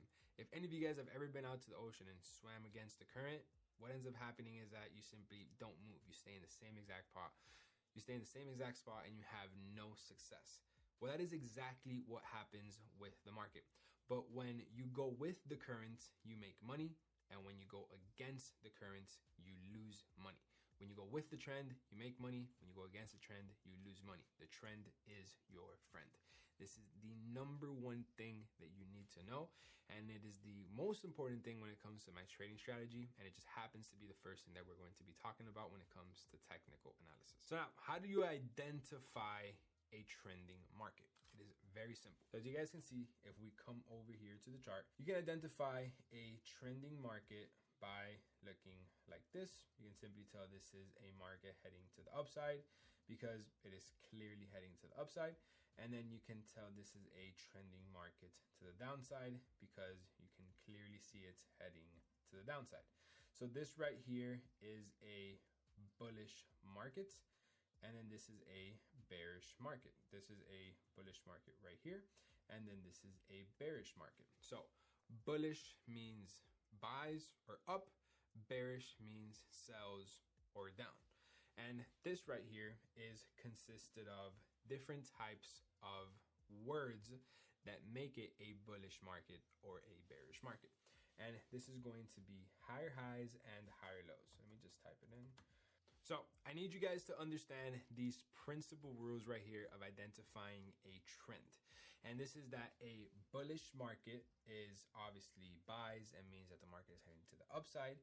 And this market is consisted of higher highs and higher lows, which is a short abbreviation is HH, which is higher high, and then higher low, which is abbreviation for higher low.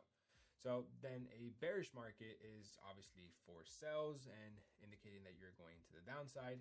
And this is consisted of lower lows and lower highs. Obviously the abbreviation for LL is lower low and the abbreviation for LH is lower high. Now I want you to remember it is impossible to have a bullish market without a higher high and higher low. And it is impossible to have a bearish market without lower low and lower highs. It is absolutely impossible. Same way how it is impossible to have a ocean current going east without the waves creating the crevices going east.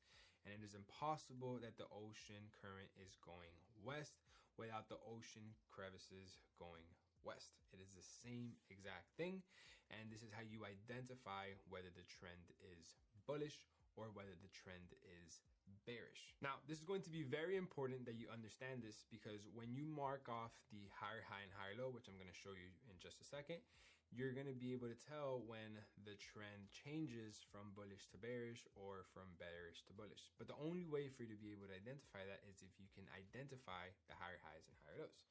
So let me explain. Higher high should be very self-explanatory, and that's pretty much going to be the highest high point. So that is going to be off of this point right here, and we're just going to double click this line. We go to text and we simply just type HH inside of this box right here, which is going to be the abbreviation short for higher high. So we know that this is the higher low. And where is the higher low? Well, it's the last higher low, which is going to be this point right here. So I'm simply gonna copy and paste this line. We come here and we click and adjust as a higher low. Now we understand that this market is bullish because of this higher high and this higher low. It is impossible to have a bullish market without a higher high and a higher low. And if we were to have our bearish market, obviously the lower low would be the lowest low point, which is this one right here. Simply double click it, come into the box, and we're going to put lower low, which is the abbreviation for right here. And then for the lower high, we're just gonna copy and paste this line, put it at the last lower high, which is at this point right here. And we're going to put lower high because it's the last lower high. Now, obviously I'm going to explain now how to identify these points and how it gets a lot simpler. But so you have an idea is picture the last move of the market as the last wave before it hits the shore. That is where you can start counting the amount of waves that the ocean is showing you within the vision that your eyes can see. So if I were to simply come over here and show you at a picture example. So as you guys can see in this image right here, the last wave before hitting the shore would be this one right here. And you can pretty much count the following waves that are going to be hitting the shore. So this is the first wave, this is the second wave, this is the third, and then this is the fourth wave. So this wave right here has the highest point of the wave, and then it has the highest low point of the wave. This is where you can pretty much measure and identify how close the wave is from hitting the shore and how close the wave is from the last wave. It's a way for you to tell where is the highest point of the wave and where is the highest low point of the wave. Obviously in this example of the market going to the upside, and then we just simply flip it over vice versa for it heading to the downside. So we know that this is the closest wave to hitting the shore. So when we go back to the charts, this is the closest market structure trend to being at the live price. So now that we understand that it is impossible to have a bullish market without a higher high and higher low, and it is impossible to have a bearish market without a lower low and lower high, let's just remove this, right? So we can focus on what matters, which is the trend. So let's say this market creates something like this, and it does this. Well, this means that this market has clearly now created a new higher high. So we have to adjust our higher high to the new highest high point. And then the higher low, we have to adjust to the newest higher low point, which is going to be this point right here. And then this market can pretty much do this forever as long as it continues to go to the upside. And this market will remain bullish as long as we remain within the higher high and higher low. Meaning this market is bullish permanently forever until we are above the higher low point. The moment we close under this line and the market does this, we have now shifted the trend of the market. So now this market is no longer bullish. Now this market is bearish. There has been a change in the trend. There has been a change in the current. I'm sure we're all familiar when we've been at the beach. Sometimes the waves are coming to the east and sometimes the waves are going to the west. And if you guys have been at the beach long enough, if you go early in the morning, the waves are going a certain direction because it's getting the overnight current. But then towards the afternoon, when it comes to sunset, the waves are now going in a completely different direction because the current has changed. Well, this is exactly what happens in the market. The market could be going to the upside and then it can change to the downside. And the way you can identify the trend shift is by these higher highs and higher lows. And this is how you can understand where the trend is going, if the trend is going up or if the trend is going down. And then this right here will be pretty much the same exact thing when the market is to the downside. As long as this market stays in between the lower high point and it does this, this market will continue heading to the downside, and this will turn into the new lower low, and then this will turn into the lower high. The moment we close above that lower high, this market has now changed from bearish to then bullish. So then this will become the new highest high point, and then this will become the new highest low point because the market trend has now shifted. And again, I'm going to get into a lot more detail in this later into the video. I want you guys to understand how to spot a trending market. Now, these trending markets are in absolutely every single pair in the market, every single time frame, everything, right? They come in all different types of shapes and sizes. Same way as the currents in the ocean. Whether you see big waves or whether you see little waves, whether you're looking at a very small section of the ocean or whether you're looking at the whole entire ocean, there is currents all throughout the ocean. There's the overall currents from the Pacific Ocean, and let's say that can be going west, but when you zoom into that section within the Pacific Ocean, you can have variations of it going east, north, south, west, however the wind is taking it at that point.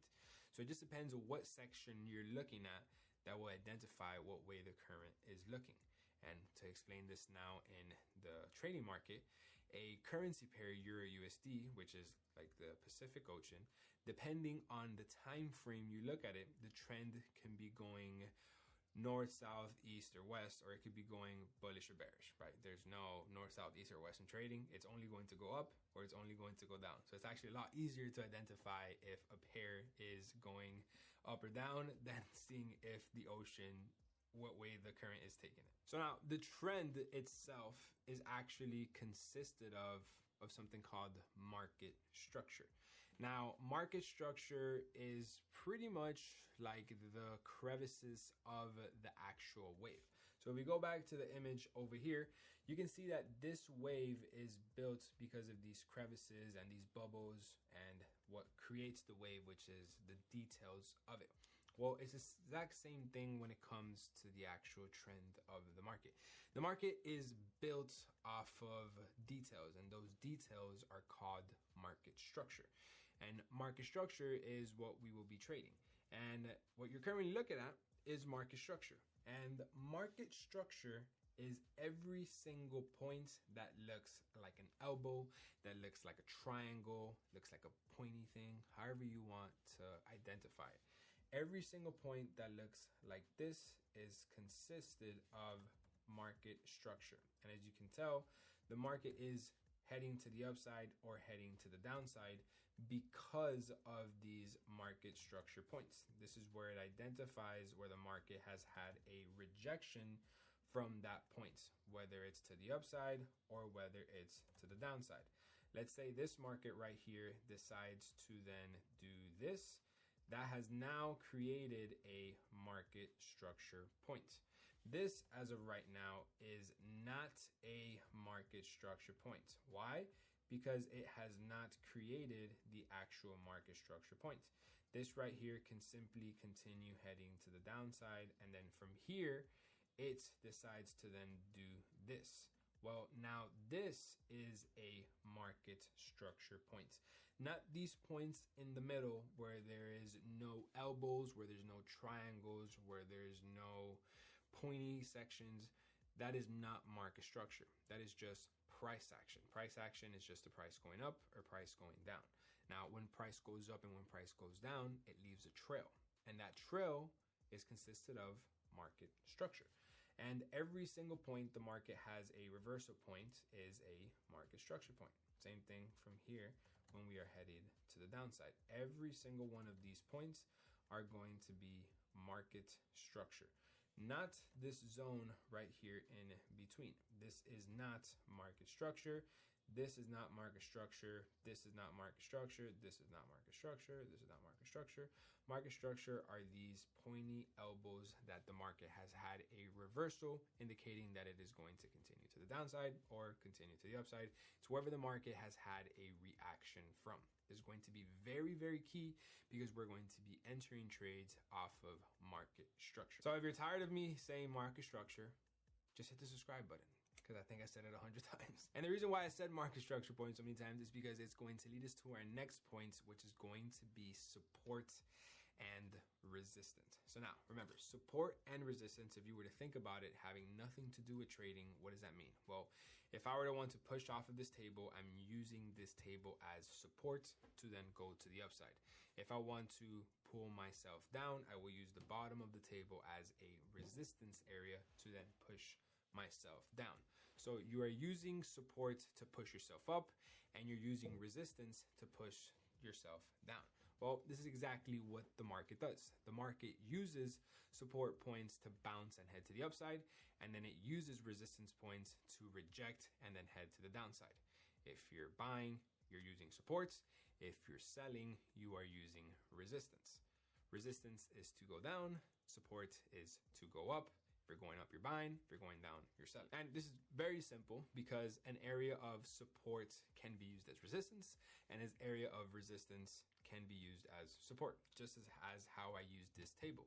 I use it as support to push myself up, and I use it as resistance to pull myself down. It is the same area, and I use it as support and resistance. So if we come to the market now, and we were to identify a chart, we would come here, and we can simply see that a support level would be where the market has had multiple rejections from. So this right here would be a level of support, because you can see this is a zone where the market has rejected multiple times from. This is a level of supports. And then this level right here, clearly the market has rejected multiple times. And this is a level of resistance. Now, keep in mind, it's never going to be perfect right to the T. Obviously, the market moves in candlesticks, so you're going to probably have a little bit of margin up, margin down, but we'll get into more details there. But level of support is where price has rejected from the bottom to push itself up, and then resistance are where price has reached the roof and has used it to push itself down. So for example, if price were to be here right now, it would use it to then push itself down. And if it were to come to this point, it would use this point as support to then push itself up. So this is a classic level of support and resistance. And this is extremely important that you understand what is a resistance level and what is a support level, because we are going to be entering our trades off of a support or off of a resistance level. As if I were to have to push myself up, I would need something in order to push myself up. I can't just push myself up out of thin air. I'm not Superman. I don't have those powers yet. I need a platform to push myself up. So I need to identify the platform that could withstand my weight to push myself up. If you're looking to buy a trade, you need to identify a strong level of support that is going to withstand the market and push your trade to the upside where you're looking to buy, where you would make money. And this leads me to my next point, which is going to be area of interest, or also known as a level of supply and demand. As you can just see, I've identified this table as an area of interest where I want to use it to push myself up or pull myself down. This is my area of interest, what I'm going to be using. Now, this is exactly the same thing that you will be looking at the markets when you're looking to buy or when you're looking to sell.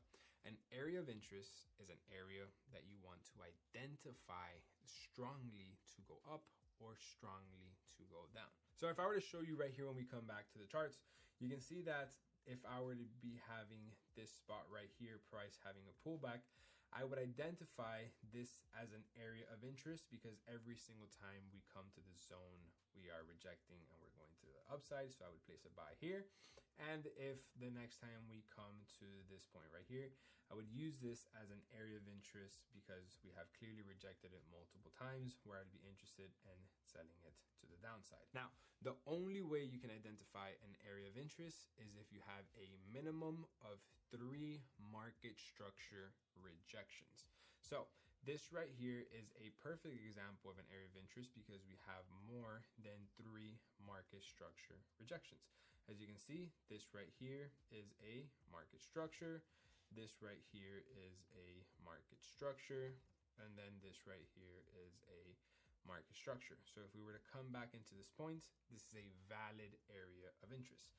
Same thing if we were to come here as resistance, this would be a valid area of interest because we have more than 3 touches from this level of resistance, which would be qualified as our area of interest. So an area of interest has to have more than 3 touches to be a valid area of interest.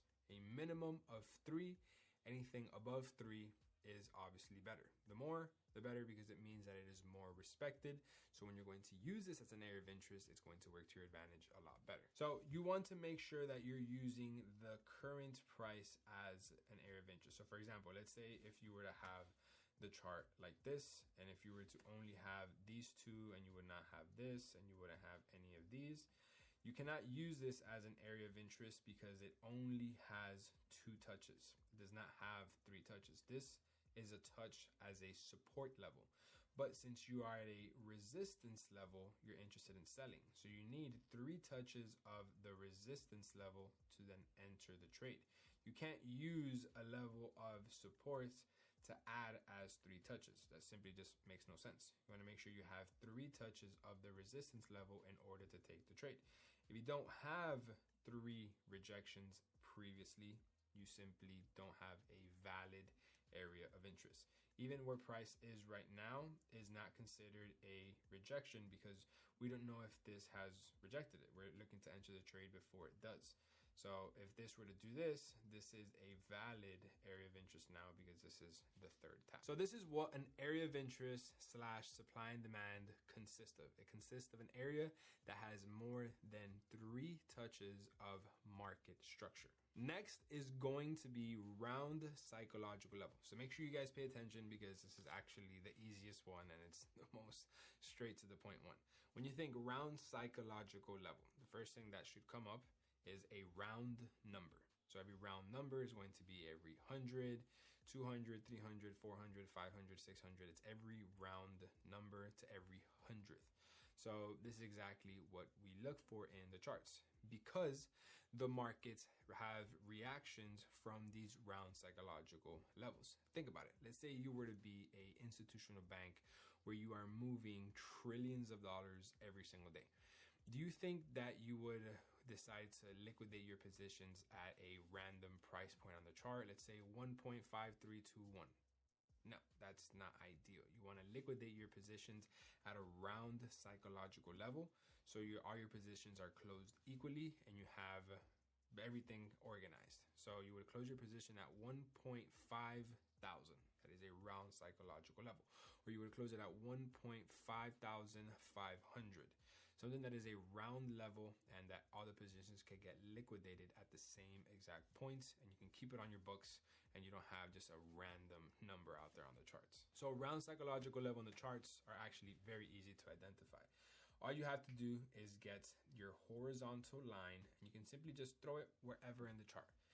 And you double click it and you will go to coordinates, and when you are in coordinates, you simply round it to any 100. So for example, this is 1.77102.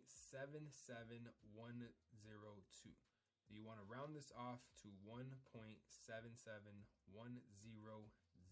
So you would round it off to the 100th and you would simply click OK.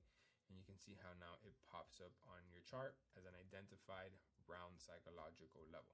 You can come here, throw it another again randomly into the charts. You would go to coordinates and you can see here how we have 1.76805. So you would erase the 5, you would put a 0. Now you have a round psychological level, 1.7800. And you can pretty much just do this on every 100. It's very simple. It's almost kind of fun. 1.76353. So you want to round this to the 100. So obviously this is above the 50 mark. So you were to round this off to the 400. Or if you want to round it off to the 300, or because where you placed it, it was above 50, you can then round it off to the 400.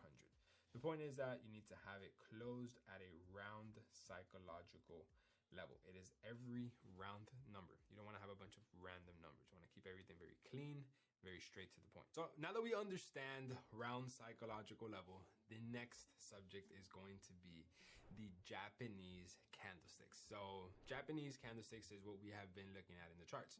There are these candlesticks, these boxes that they're blue or green when going up and red when going down. This is very important because these are the candlesticks that we will be trading when you're looking at price action, when you're looking at the market trend. Everything is going to be based off of these candlesticks. So it's very key and very important that you pay attention to how these candlesticks work. So let me explain to you how these candlesticks work, because these are the candlesticks that leave the trail on the charts, that leave the footprints, leave the patterns. This is everything that we will be basing our trading strategy on, and how you're going to execute trades on the market based off of these candlesticks. When you have these candlesticks all accumulated, and they create a trading strategy. So if we look at this image right here, this is what a candlestick consists of. Candlestick consists of a high point, consists of a close point, an open point, and a low point for a bullish candle, and then a high point, an open point, a close point, and a low point for a bearish candle. So every single candle has to open, and then it has to close, and every single candlestick has a high and has a low, or a low and then a high. It's the same exact thing, just one is bullish and one is bearish.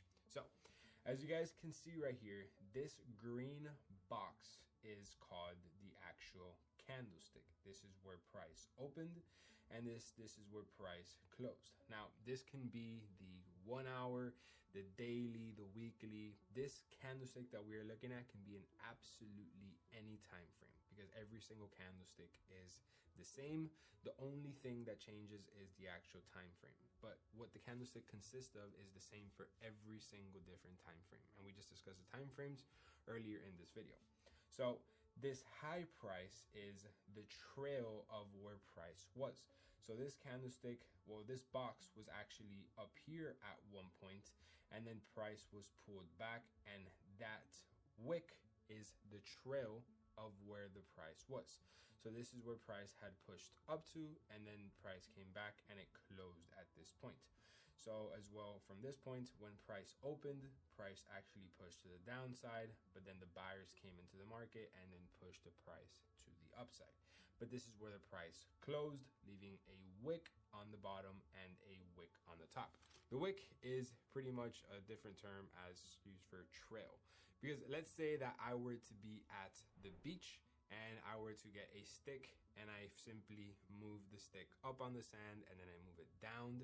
You guys can see that there is a trail that I left with the stick, but where I last leave the stick, that's where the stick stays. Well, that's when price opens, it goes up, it leaves a trail, and when price goes down, it leaves a trail as well. And where the price last closes, well, that's where price stays. So these wicks on the high or on the low is the trail that the actual candlestick has done within that hour of whatever time frame you are looking at. So let me actually just show you in the charts right now. So this candlestick right here, which is the last candlestick, this candlestick had opened at this point right here, and then price had been pulled down just a little bit, and then price was pushed all the way up to the upside to the high of that wick. Then a little bit of sellers came, and then this is exactly where price has then closed. So when the next candlestick opens, it is going to open like this. It's going to open where this price was closed at last. And let's say as soon as it opens, it decides to go to the upside, but then it decides that the sellers are stronger and it's going to push down. It simply can't just like this because the price actually pushed up. So it's going to leave a wick at this point right here. And this is where the price was at. So if price pushed all the way up to this point and then it pulled back down over here, then that is the trail that this price leaves.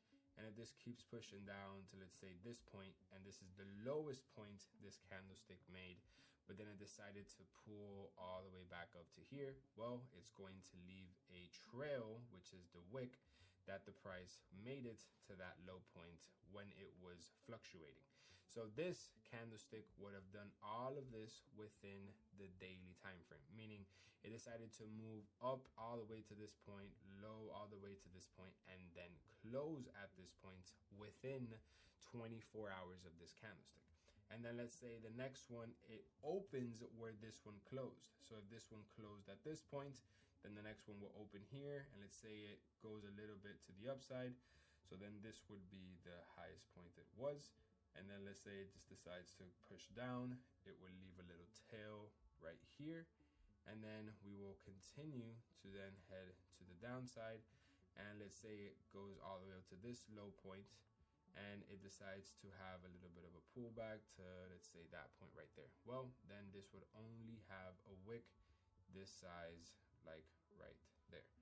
And then if the next candlestick opens where it closed, if it closed here and then it heads to the upside, but first it did a little bit like this, well, then it would leave a little bit of a wick to the downside at this point right here. And then if it closes to the upside, let's say it went all the way up to this high, that's the highest point that candlestick made, and then it decides to have a pullback to this point, well, then it will leave a wick right here, which is going to be the trail that that candlestick has left. So basically, when a candlestick opens, it's going to push up or down, and wherever it decides to go, it's going to leave a trail, which is going to be the wick. So now that you understand how the candlesticks work when they open and when they close, and the trail that they leave, it leads me to my next point, which is going to be candlestick patterns. So this is where you have a mix of the actual candlesticks and then price action, where they create a pattern in the markets. These patterns are used as continuation patterns. They're used as reversal patterns when you're taking a trade. You're going to add this as a confirmation or another reason to take a trade, because you're seeing this pattern happen time and time again. And these patterns will identify if it is a trade continuation pattern or if it is a reversal pattern. A trend continuation pattern is pretty much what it says in its name. It's a pattern to indicate to you that the trend will continue to go in its favor. And then you have a reversal pattern, which is a pattern that it's going to indicate to you that the market is now going to reverse.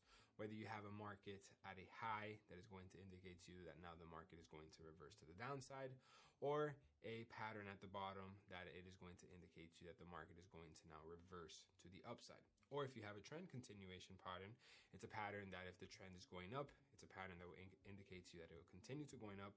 Or if you have a trend continuation pattern to the downside, it's a pattern that's going to indicate to you that the trend is going to continue going to the downside. And this is very important because if you're looking to trade with the trend, you want to trade with the continuation pattern. And if you're looking to trade against the trend, which I don't ever recommend, you're going to use the reversal pattern. Or if you see this pattern, you know not to take a trade if you're trading with the trend. For example, let me show you the most effective and my favorite reversal pattern in all of the market, and you'll see how often you can actually see it in the charts.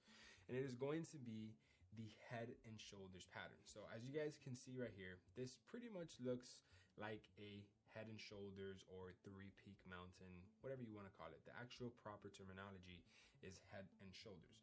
As you can see right here, this is a left shoulder, this is a head, and then this is a right shoulder. And if you can see, all of this is an accumulation of both of the important things that I have taught you. One, market structure, and two, candlestick patterns. So as you can see right here, this peak, this elbow, this pointy point, this triangle, this is a market structure point. This is a market structure point. This is a market structure, market structure, market structure. And as you can tell, this market structure created with the candlesticks has created a head and shoulders pattern. So if you see a head and shoulders pattern at the top of a trend, this is a reversal pattern. This is going to indicate to you that now the market is going to head to the downside. So the market is no longer bullish. If you see the head and shoulders at a resistance point and at a high point in the market, this is an indication that the market is now going to reverse. So if you were looking to enter buys, you should no longer enter buys because you're having a reversal pattern. And then its brother or its sister is going to be the inverted head and shoulders, which is literally the same exact thing, just opposite. So an inverted head and shoulder happens at the bottom of a trend where you will have the same exact left head and then right shoulder. This is where it's consisted of market structure, market structure, market structure, market structure, and market structure. With the candlesticks that I have just explained to you, and it creates an inverted head and shoulders, which happens at the bottom of the trend. And as you can see, when the formation happens, the market now heads to the upside because this is a reversal pattern. And it's very important for you to understand these patterns because they happen time and time again in the market. And this is a way of you creating an edge because you're seeing the same thing happen time and time and time again. So you use that to your advantage. Imagine if you were to be a surfer and every single time you were on the beach and you were about to surf a wave, you would see a certain type of wave come from a distance and it would have a certain crevice at a certain speed and a certain height. And every single time that happens, you ride a beautiful wave all the way to shore. So when you see this happen time and time again, you know to get ready to be out there in the water and for you to be able to take your wave all the way to shore. This is an indication that you're going to have a great wave. This is the same exact thing. This is a great indication that you're going to have a great trade because the pattern happens time and time again in the market. And these patterns happen on all different time frames. They can happen on the higher time frames. They can happen on the lower time frames. Just keep in mind, the lower time frames, it's not going to be as respected as the higher time frames. Same way as surfing a wave. If you have a little wave, you're not going to get that far versus if you have a bigger wave. The bigger the wave, the longer the ride. The shorter the wave, the smaller the ride. So the smaller the time frame, the less respected it is. The higher the time frame, the more respected it is. Now, I have a video where I actually explain all of the patterns that I use every single day when I trade in order to actually enter a trade at this head and shoulders pattern, at a reversal pattern, so you can use it to your advantage. So make sure you click this video right here and you learn from the actual patterns so you can take an advantage and go into a little bit more detail on how they're used and how I've been using them for the last 6 years. Yeah, and like as you guys can see, that right there is literally a head and shoulders pattern right there. Literally a head and shoulders right there. And you can see how that happened at the high of a market and it was a reversal pattern heading to the upside. And that also says right there to hit the subscribe button. Subscribe. Why you're this far into the video and you're gonna not subscribe? Really? Really? So now that we understand that, our next topic is going to be indicators. So a lot of traders have a fantasy indicator, a 100% win rate indicator that will indicate to you when to enter the trade, when to get out. It's gonna do all the work for you, blah, blah, blah, blah, blah, blah, blah. This does not work. An indicator is simply an indication. It's never going to give you 100% guarantee that the trade is going to go in one direction versus the other. It's almost like the weatherman at the news. They have an indication that it can possibly rain at noon and it might be partially cloudy, but it's never 100%. Sometimes it works, sometimes it doesn't, but they have an indication based off of science and the research that gives them the forecast of what will be happening with the weather. What's the exact same thing with an indicator? An indicator gets all of this data from the price and then it will give you a forecast whether it's going to go up or whether it's going to go down depending on how you use it. So an indicator is simply something that is going to give you an indication whether it's going to go in your favor or it's not going to go in your favor. It's just going to give you an indication of where the market is going. So keep in mind, the more indicators does not mean the more probability your trade's going to win. If anything, the more indicator means the more complicated you're getting your trade in because you're putting more things into the charts than you actually need. You don't need to have a bunch of different indicators telling you if the market's going to go up or if the market is going to go down. You simply just need one that works because one indicator can be predicting long-term market movement while another one can be predicting short-term market movement. Same way as the forecast with the weatherman. Some indicators can be predicting if it's going to rain all of summer, and then some of the indicators can predict if it's going to rain tomorrow. So you don't want to accumulate all of these different indicators to decide if you're going to go to the beach on the weekend.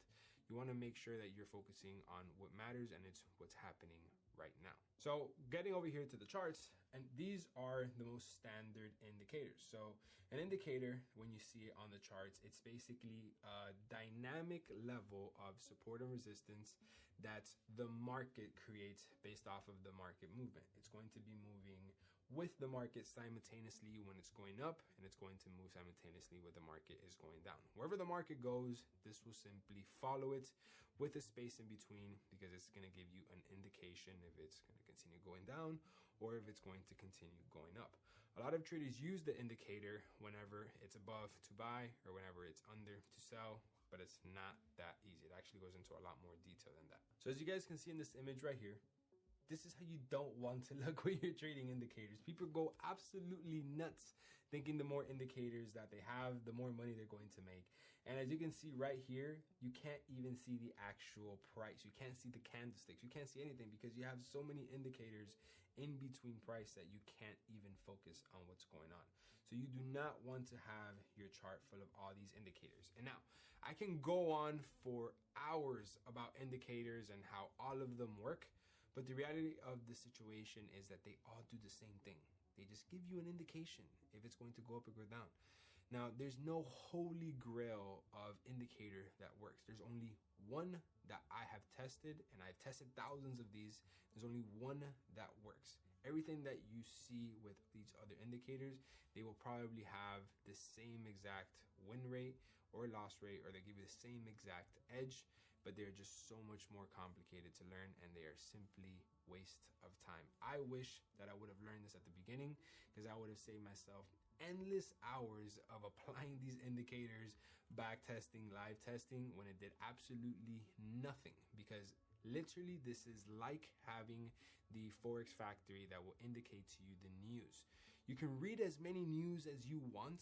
You can literally be you can literally be right there as soon as the news come out, but you will still not be able to use it to your advantage because you don't know what's going to happen in the news.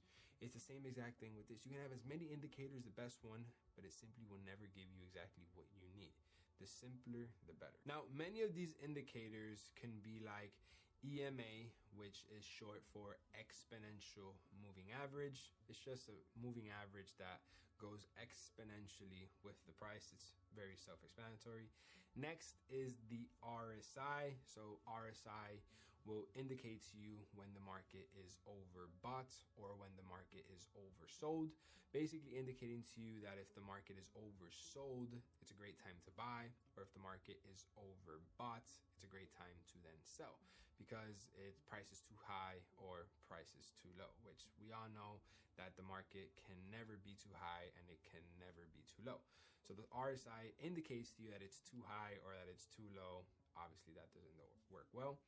And we also have Bollinger Bands. Bollinger Bands is pretty much bands that trap price as it goes up and trap price as it goes down. And whenever the price hits the top of the Bollinger Band, you should sell. And whenever price hits the bottom of the Bollinger Band, you should buy. As well, it's a very delayed process. It doesn't work, and it just simply makes your chart look very ugly. So to summarize, you don't need any of these. They're very excessive, they're delayed, they don't work, and they simply complicate your trading. An indicator is cool, but it's not the holy grail. So stop getting shiny object syndrome and getting clickbaited into one of these videos saying that they have the best indicator. I am here to tell you that you do not need that to succeed, and it will simply not work. I have tested it out. I have done as many research as I can. I've even tried to automate this and put money behind the research on a proper indicator, and it simply doesn't work. The next topic that I want to get into is going to be Fibonacci retracements. Now, disclaimer, I do not use Fibonacci. I have not used it since I began my trading journey, and I have not used it at all to become successful. I just feel like it's good for you to know what it is, so when you hear about it, you're educated, but I want you to know that you do not need this to succeed, and you do not need this to make money in the markets. This is the same thing as a indicator. It is very delayed, it's very fugazi, and it does not work. and you will have no use for it. But I think it is important that you should know what it is, so you're just simply aware of it. So Fibonacci itself actually goes back many, many years.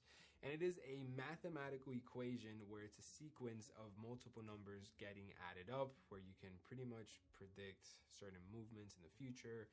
It goes into a very spiritual depth. And some traders created that mathematical equation and then created a tool, which is the Fibonacci retracement. And the Fibonacci retracement pretty much indicates to you how far back the price can then pull back to then head in a certain direction. Now, this is extremely subjective because you can throw the Fibonacci tool many different ways, and there's not a certain way you should, and there's not a certain Fibonacci number that you only take the trade in. They put many different zones to take a trade, so it is extremely subjective, and I personally have no use for it, and it makes absolutely no sense. Let me explain. So as you guys can see right here, this is a Fibonacci retracement. So this is a bullish market heading to the upside, and then we are expecting for price to have a retracement to then go to the upside. As you can see right here, this is the beginning of the Fibonacci, and then this is the ending of the Fibonacci. This is the retracement that we are anticipating for the Fibonacci to happen to either the 50, the 32.8, or the 23.6. And then we will then have the push to then the 1.68 into the 161.8 as our take profit. Now, this is extremely subjective because you can throw the high to the wicks, you can throw it to the bodies, you go from wick to body, body to wick. It's just simply complicated. And if you notice, there's multiple zones you can anticipate the pullback to come in. You can anticipate the pullback to come here and then go to the upside, go to the second zone and head to the upside, or go to the third zone and head to the upside. So how do you know if you should enter the trade here, here, or here? So they pretty much set 3 different zones for you to enter the trade. It just simply doesn't make sense. Fibonacci retracement is pretty much when price is having a pullback. You just simply add the Fibonacci to add a confluence, but it makes absolutely no sense. And all of these numbers, they come automatic when you go to TradingView. So if we come here to TradingView, and if we were to come over here to the actual pattern section, you can see how we're going to have a Fibonacci retracement. So right here you see Fib retracement, and you can start it from this point all the way up to this point, and this would be interested for a buy. So as you can see, we would pretty much have this area right here. We'd have a Fibonacci retracement, and then this is what we would anticipate.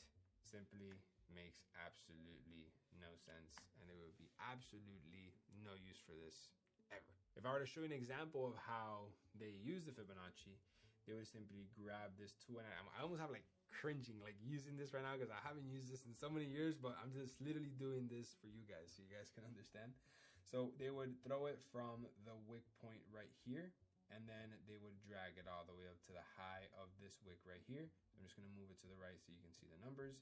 They would say, okay, yeah, this had a Fibonacci retracement to the 50%, and then it headed to the upside, and you can see it hit the take profit perfectly at the -27.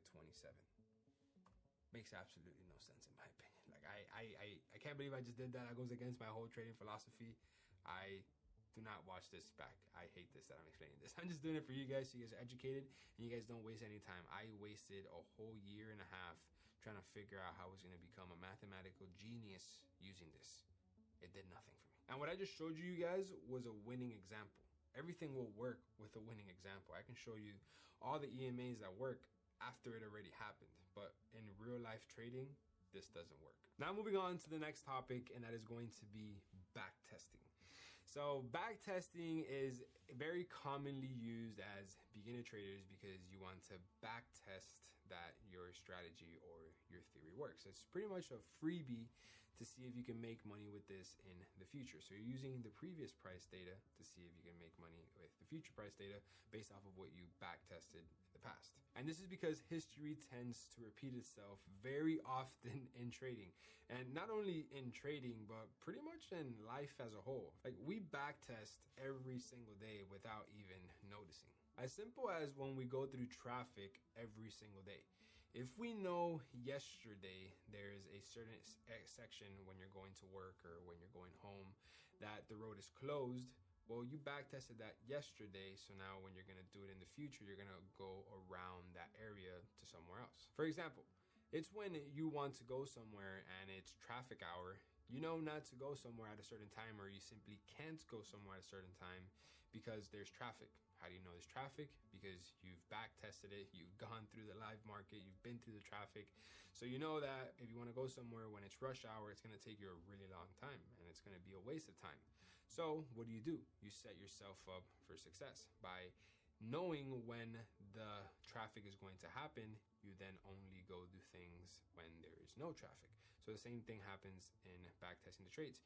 You backtest what is going to happen and then you use it to your advantage. So when you are looking for something, you know exactly what to look for in the future because you have just backtested it. So the way you do backtesting in TradingView is actually very simple. So you would come here and you would click this replay button. So as soon as you would click the replay button, this blue line would pretty much pop up on your screen that you can go back pretty much as far as you want and you can cut price off wherever. As you can see, there's scissors right here. And if I were to click it, the section that is in the lighter color would disappear. And then the section that is in the darker color would then stay because this is the section where we would start the back testing from. So let's say I would click from this point right here. I would click it. And now I have erased all of the price that has just happened. So let's say I want to test certain type of candlesticks, certain types of patterns and rejections. I would pretty much build my trading plan based off of that. And then I would simply click play on exactly what would happen. So let's say right here, I would anticipate a break and then a retest pattern to head to the upside. Then I would use that to my advantage so I can see if this pattern will then happen. I see a break. I see a retest, previous structure point, round psychological level, and then you would play and then the trade would play out. This is how you can see the patterns happen time and time and time again. Now, I personally do not recommend backtesting at all, simply because I think it is a very easy way to create an illusion of how fast the trades can play out. Because if you just notice what we just went through right now, if I were to use the measuring tool, we just went through 11 to 12 days worth of price in literally 2 seconds. And the psychology of a trader that has to hold a trade for 12 days is not going to be the same psychology of a trader that just backtested for 2 seconds. A trader that just backtested for 2 seconds and the trade played out that fast is going to think that that is exactly how it's going to happen in the live market. And that is not how it's going to happen. You have to wait 12 days, meaning it's almost 2 weeks from the moment you take the trade. And that requires extreme amount of patience. And backtesting to me is pretty much damaging your self-confidence and damaging your psychology, even though it's supposed to make it better. But what you're doing is you're creating an illusion of how the market should play out in terms of speed, because you're seeing how the market is going to play out in terms of technical analysis, and that is cool. But when it comes to speed, that is what traders struggle with the most, waiting for things to happen faster than they should have. And that is because trading is 80% psychological and 20% technical. That's the stat that the big institutions say. I think it's almost 95% psychological and 5% technical. Because when you learn how to read the charts, it's like learning how to read a language. Now, the actual challenge comes when you go to speak this language to somebody else. How confident are you if you just learned a new language that you can go speak with it fluently when you go on a date with a person? All of that is psychological, because you don't want to obviously look like a fool if you're going on a date with a pretty lady and it's your first time speaking Japanese. You want to make sure you can speak Japanese to the best of your capability. So this happens the same exact thing here. You can learn how to read the candlesticks, but then your psychology is not ready to then wait 12 days for a trade to then play out.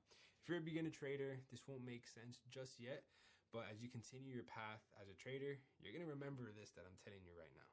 So now that we understand, let's move on to the next topic, which is going to be more hands-on.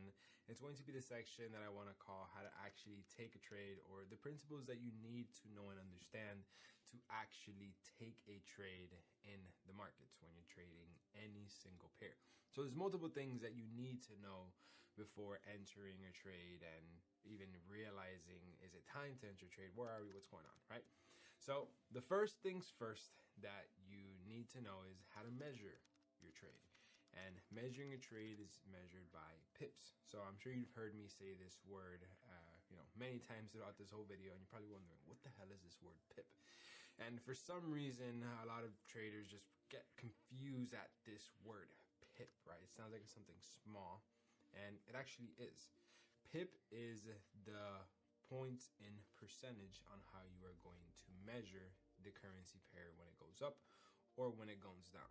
So PIP is an abbreviation for point in percentage. This is basically how you're going to measure the points in percentage if the currency is going up or if the currency is going down. It's like saying units, or it's like saying cents. Like, let's say the dollar's trading at 1.501 and it goes 1.508. It just went up 7 points, 7 pips, 7 units, all the same thing. Well, not the same thing, but it's all a different type of measurement. But the way we measure is by pips. If a car were to move forward several feet, let's say 100 feet, it is measured by feet, but it just moved forward. You can measure it in feet, in inches, yards, miles, doesn't matter. It's just a different type of measurement. Pip is simply a different type of measurement that we'll be using to calculate our stop loss, to calculate how much a trade has gone up or down. And it is the most common terminology used to measure how far a trade has gone up and how far a trade has gone down, and how to just measure the market as a whole. So now let me actually show you in the chart how you can actually measure with pips, right? So if we come over here to Trading View, this tool that we have spoken about before, which is under the smiley face, you were to click this tool, and as you can see, it is the measurement tool. As soon as you click it, it's going to highlight, and you're going to get the crosshair to have the star on it. So then here you can just click it, and you can drag it to the left, and you can drag it to the right, you can drag it up, and you can drag it down. So for example, if we were to drag this to the upside, as you can see right here, this number to the top right corner is going to move when we go up and when we go down. So as you can see, as we're going up, it's going up, and as we go down, it's gonna go down negative. As you can see here, now it's negative 69. If we go from here and we go up, it's positive 72. This is the amount of pips that this market has moved. This market has moved 72 pips. Obviously, if we were to measure it like this, and if we were to do it to the downside, this market has measured 70 pips to the downside. That's literally it. So for example, if we were to want to measure the size of this red candlestick right here, simply just do a box around it, and this whole entire candlestick is 45 pips. 45 pips to the downside, clearly because this candlestick is to the downside. If we want to measure this candlestick to the upside, we can measure it right here, and then this would be a 29.7 pips to the upside. Pips is just a different way on how to measure the size of the market, and it's mainly going to be used for the next topic that I'm going to be talking about, which is going to be stop loss and take profit. So for example, in this trade that I just took about a week ago, I'm going to show you how I measured the pips on this trade for my stop loss and how I measured the pips for the take profit on this trade. So if I were to just simply zoom in right here onto this trade, I executed this trade at this point right here, and my stop loss, as you can see, was 15.8 pips, meaning that this was where if I was wrong, the market would have taken me out. And my take profit was 40.9 pips, meaning this is where I want to get taken out of the trade when I am right. And this, I measured it using pips. Very simple, very straight to the point. And you're probably wondering why 40 pips and why 15.8? Like, is this a specific number? And the answer is actually no. there's actually a way on how you should place a stop loss and how you should place a take profit. And I'll explain this in just a second, right? So now that we understand what is a pip, let me actually just show you how you can use this to measure your stop loss and measure your take profit, and how to actually calculate how much you're going to risk on your trade. So we're going to discuss all three pretty much at the same time, because as you're entering a trade, all these things are kind of happening at the same time, more or less. So if we were to just bring up a empty chart right here, you guys can see this market is creating higher highs and higher lows. This is a bullish market, and let's pretend like we are interested in buying this trade at this point right here, because this is a level of resistance that we are now potentially going to use as support. When we are going to enter the trade, we have to have our stop loss always about 5 to 10 pips under the area of interest. Make sure you write this down, because this is extremely key to having a proper stop loss and not getting wicked out or faked out, which all of this stuff I'm going to discuss in just a second. But just write this down. Your stop loss has to be 5 to 10 pips within the area of interest. Let me show you. So if we were to enter this trade at this point right here, let's say the market is already having some sort of a rejection from this point, and we were to enter at this point, our stop loss has to be under the area of interest by 5 to 10 pips. So if this right here is the bottom of the area of interest, we have to measure 5 to 10 pips from this point right here. So this is where we would bring out our measuring tool, and then we would measure 5 to 10 pips. So this right here would be 5 pips. You can see right here it's minus 5 pips. So we can put a line right there.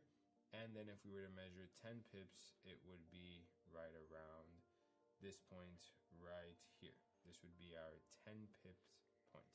So when we were to take this trade, we would ask ourselves, is it more ideal for our stop loss to be 5 pips from the area of interest or 10 pips from our area of interest? And if you notice, really doesn't make a difference from 5 to 10, because we have still plenty of breathing room. So for this trade, for example, I would have it 5 pips under the area of interest from wherever I took the trade. So this is where I would have my stop loss on this trade. And for the take profit, we have to have the take profit be at the next structure point. So as you can see, this right here is the next structure point, where we can simply have a rejection from, because it's the closest point where there is a resistance level or support level. The take profit is actually the easiest to put, because it's just the first point where market, if it were to have the push to the upside, just the first point that it can have a rejection. Because remember, the market could come into this area right here and have a type of rejection and then have a reversal to the downside. If I were to show you this example to the downside, it's literally exactly the same. And you can see that this is a bearish market heading to the downside. And if we were to be interested in selling at this area of interest, we would have this area of interest right here, and the market is at that point. Now we would place our stop loss entry, our sell entry. And if this market would already have a rejection from this area, this is where we would have to measure 5 to 10 pips above the area of interest. So this is the area of interest, and it is at 2 pips. We would have to add 5 pips, meaning it would be 7, which would be at this point right here. Or if you want to add another 5, it would have to be about 13 pips, which would be this point right around here. And then our take profit would have to be at the closest structure point, which for this example, let's just make it like this. And then this would be our structure point right there as our take profit. So it's very, very simple, because you're measuring your stop loss with pips, and you're just making sure that you have a 5 to 10 pip breathing room above your area of interest if you're selling, and about 5 to 10 pips under your area of interest if you are buying. And you're probably wondering, when is it the right time to pick 5 and when is it the right time to pick 10? Well, simply because, let's say, for example, on this trade, if we were to have an entry, let's say right around up here, and we were to have a late entry, quote unquote, we would want to make sure that, we would have a 5 pip breathing room, simply because we would want the risk to reward to make sense. So this leads me to my next point, which is going to be risk to reward. And this is that you want to have a minimum as a beginner trader, a 1 to 2 risk to reward. So let's say you are risking $1, you're going to make $2 for every $1 you risk.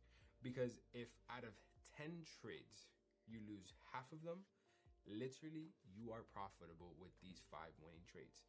Because all you need is 3 of these trades to make back all of your losses, and then you have 2 trades that are purely winners. So if you have a 50-50 win rate, meaning out of 10 trades, you lose 5, it's minus $5. But then out of these 5, you win $10. You just outweighed your losses, so you just made back the $5 you lost, and now you just made an extra $5 by simply having a 50% win rate, but a 1 to 2 risk to reward. This is the key to success in trading, and when I figured this out, absolutely everything changed for me, because I realized that I was predicting the market and I was knowing where the trades were going, but I just didn't have the right risk to reward. And even if you win 80% of the time and you don't have the right risk to reward, you will not be successful. You need to have the right risk to reward so your wins outweigh your losses. And the best way to do this is by using pips to calculate your risk to reward. So if we come back over here, we would notice that our stop loss, if we were to have it 10 pips under, our risk to reward ratio, as you can see right here, is not a 1 to 2. We want to make sure that our risk to reward ratio looks something like this. We want to make sure that, see, this right here is not ideal. We want to make sure it has a 1 to 2 risk to reward. So for the $1 that we risk, we make back $2. So in this case, we'd be making back $2.10, which is the ideal risk to reward to start as a beginner trader. And as time goes, obviously you can scale, and the more risk to reward, the better. So now that we understand that we need a positive risk to reward, and we understand that our stop loss has to be 5 to 10 pips under the area of interest, and our take profit has to be at a structure point, this right here is our perfect risk to reward trade that we would want to take, right? This is a trade that makes sense to us, because a trade that makes sense, not only does it have to be a high probability trade setup, it simply has to make sense money-wise. Is it worth it to put money at risk here? Yes or no? That's simply all this has to come down to. You can have all of the confluences in the world, all the confirmations, but if the risk to reward at the end of the day does not make sense, the trade does not make sense. Simply because you are risking more than you are going to gain. That is why you need to have a minimum of a 1 to 2 risk to reward ratio. So now that you're ready to enter the trade, you need to calculate how much are you going to place on this trade? What are you going to risk? So for example, this trade, we would here go to MyFX book calculator, and we are currently trading Euro GBP. You can see Euro GBP up here, Euro GBP. So we're trading the Euro with the Great British Pound. So we'd come over here to the position size calculator. We would search up EUR GBP, which is Euro GBP. We are going to have our account currency be USD because I'm currently in the US. And let's say, for example, we have a $10,000 account. Now, what percentage out of this account do you want to risk? Everybody has a different risk tolerance. I always recommend beginner traders to risk no more than 2%. Because if you think about it, if you risk 1%, you literally have to lose 100 times in a row before you blow that account. And let's be honest, it's kind of impossible to lose 100 times in a row. If you risk 2%, you have to lose 50 times in a row. If you risk 3%, now you're at about 20 to 30 times in a row because of spread, so on and so forth, which I'll get into that in just a second. So the more you risk, the more you are prone to blowing your account even faster. So the max I recommend is 2% because the odds of you losing 50 trades in a row is not likely. And even if you win or lose, you'll be break even at the end of the day because you're using proper risk management. Now, I know it sucks if you have a $100 account or a $500 account or a $1,000 account. I know. Trust me, I've been there. Literally, I was working at Dunkin' Donuts and I was depositing $200 into my trading account, and that sucked. But once you learn how to manage percentage-wise on the smaller accounts, then you can take that strategy and that knowledge and go get funded, which I'll explain that as well later in this video. So let's just say for this example, we want to risk 2% on this account. As you can see right here, we are risking 2% of our $10,000 account. And our stop loss, well, how many pips is our stop loss? Well, let's go find out. We come back here to EuroGBP, we click on this tool right here, and as you can see, we have a 9.5 pips. You can round that off to about 10 pips. So we come here and we move it down. We have just rounded it off to then 10 pips. We come to the position size calculator, you click 10, and then the trade and the trade size lot, you will always leave at 1. You simply click calculate, and then it's going to exactly tell you how much you're risking on EuroGBP with 2% on a 10 pip stop loss. And that is going to be $200. This is your unit size, and then this is going to be your lot size. So the lot size is actually going to be the actual number you're going to plug in to the MetaTrader 4 or MetaTrader 5 when you're executing the trade. And we're going to be actually executing a trade together later in this video, so make sure you stick around so I can show you pretty much all of this getting pieced together. I want to do one thing at a time so you can understand everything, because if I kind of say everything at the same time, it can be very overwhelming. So I want you to understand everything that you need in order to enter a trade. Then after, we will enter a trade together. And for those of you guys that are wondering what is a lot size, well, basically the lot size is the number that you have to put in to MetaTrader 4, MetaTrader 5 that calculates how much money you're risking of your account. Because you can't go into MetaTrader 4, MetaTrader 5 and simply put, I want to risk $200. Well, you can't just plug that in like that. There's a mathematical equation based off of your amount of pips and the percentage that you want to risk that comes out with a numerical number, which is this lot size. So it can sound complicated, but this platform makes it very easy. If you have a 10K account and you want to risk $200, well, it calculates to you the lot size that you have to put. It's just simply a requirement that the platform needs in order for it to calculate how much you're risking on your account. So it will do the math for you pretty much. So now that we understand what is a pip, which is a way on how to measure the market, now that we understand what is a take profit, what is a stop loss, which it's pretty much straightforward. Take profit is where you want to take your profit, and then a stop loss is where you want to stop your losses if you're in the losses. And now that we understand risk to reward ratio, which is as well very self-explanatory, it's your risk versus your reward. You want to make sure that your ratio is always a 1-to-2.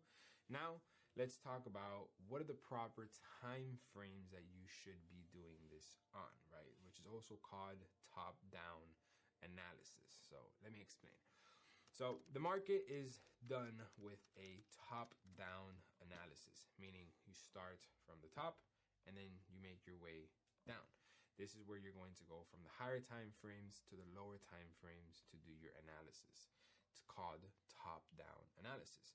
The simplest way that I can put this is when you wake up in the morning, you are going to dress yourself from the top down. You'd pretty much brush your hair, put on your contacts, your glasses, put on a shirt, put on your underwear, your pants, your socks, your shoes. Start from the top all the way down. Now, some of you guys probably don't do it this way. I don't do it this way either, but it's just the simplest example that I can put for you guys to understand how you're going to go from the top to the bottom. And then this is where we would be starting our top-down analysis from the weekly time frame. So we would start analyzing the market on the weekly time frame, then we would go down to the daily time frame, then we would go down to the 4-hour, 2-hour, 1-hour, 30-minute, 15-minute. We simply are just going to be going from time frame to time frame lower every single time, because every single time we go lower into the time frames, we get more specific and we get more niche down and more detailed.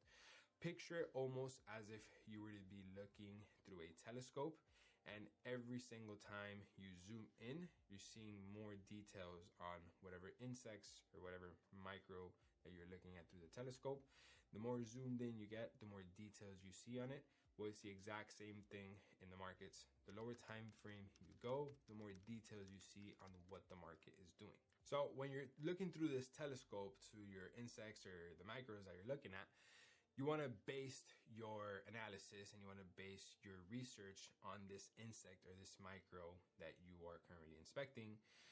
The more detailed you can get, the detail that you can get into it, the more you can explain.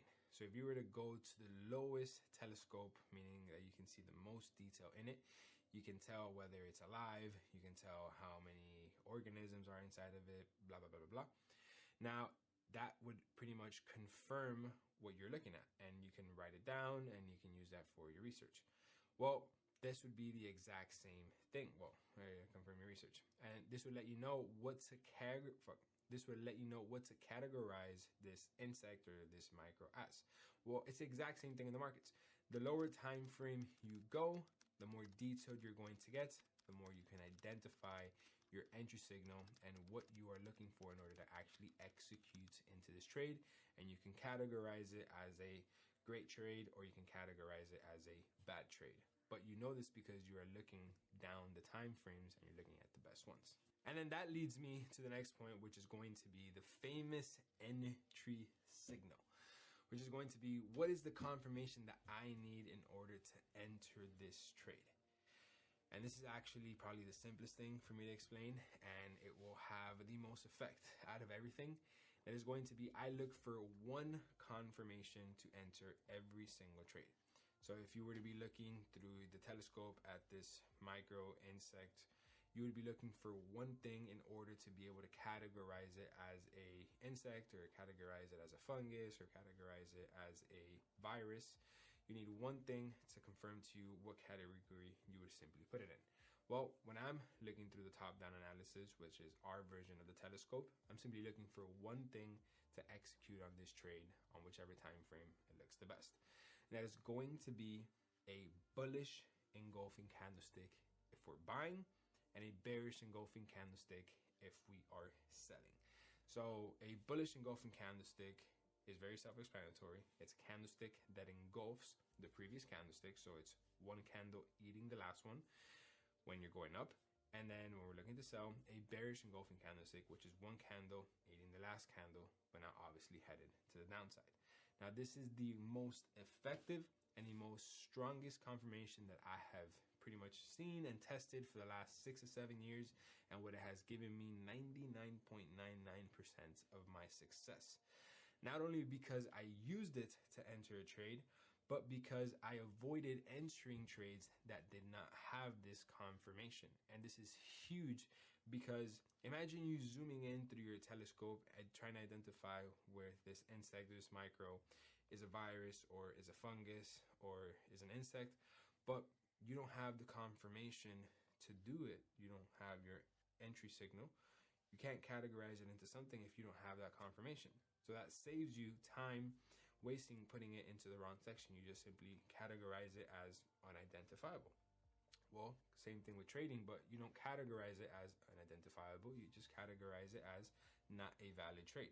A trade that does not have your entry confirmation, you simply do not take. An insect or an inspection that does not have your entry confirmation, you can't categorize it as something because you don't have your confirmation. It's very simple. And what this engulfing candlestick is literally what it is. It's an engulfing candlestick. When something engulfs something, it pretty much eats it. It just completely engulfs it. So to give you a very simple example, you guys can see right here, there's engulfing candlesticks literally everywhere in the market. This right here is a beautiful bullish engulfing candlestick pattern right here. This candlestick clearly ate this candlestick right here. It's a beautiful bullish engulfing candlestick right here. This is also a beautiful engulfing candlestick right here. As you can see, this blue candle has completely eaten the red candle. As you can see right here, this is also a beautiful bearish engulfing candlestick. So you can see this candlestick has eaten these last 3 candlesticks. This one has eaten the last candlestick. This is a bearish engulfing candlestick. It has just eaten this candlestick. This literally happens absolutely everywhere in the markets every single day. And it is so effective because it is literally confirming that it is stronger. It is giving you your entry confirmation because it is eating the last candlesticks. It's doing the job for you. It's giving you the confirmation that it's rejecting the area and it's going to continue going in your direction. As you can see right here, this is a beautiful bearish engulfing candlestick. It just ate the last 1, 2, 3, 4, 5 candlesticks. This right here, bearish engulfing candlestick. It has literally eaten the last candlestick. So you want to make sure that the body has eaten and closed above the last candlestick. This right here, bullish engulfing candlestick. Beautiful candlestick has eaten this one right here. This beautiful bullish candlestick has eaten the last 1, 2, 3 candlestick. Bullish engulfing candlestick. Can make it literally, we can be here all day looking at these patterns. This is the most effective and the strongest confirmation that there can be when looking to enter a trade. A bullish engulfing candlestick when buying, and a bearish engulfing candlestick when selling. And to basically make it as simple as it can get is where the last candlestick closes, which would be this one right here. As soon as the next one opens, it just completely goes in the other way. It just completely eats and does the opposite of what the other candlestick has done.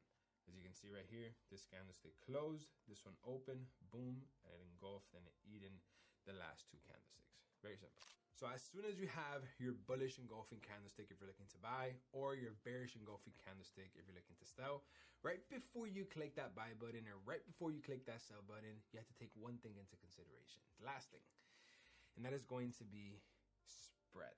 Now, what is spread? Well, spread is the cost of doing business with these brokers. It is absolutely inevitable. You're not going to get around it. It is impossible. If you want to take a trade in the market, you have to pay spread. And if you want to drive your car on the road, you have to pay tolls.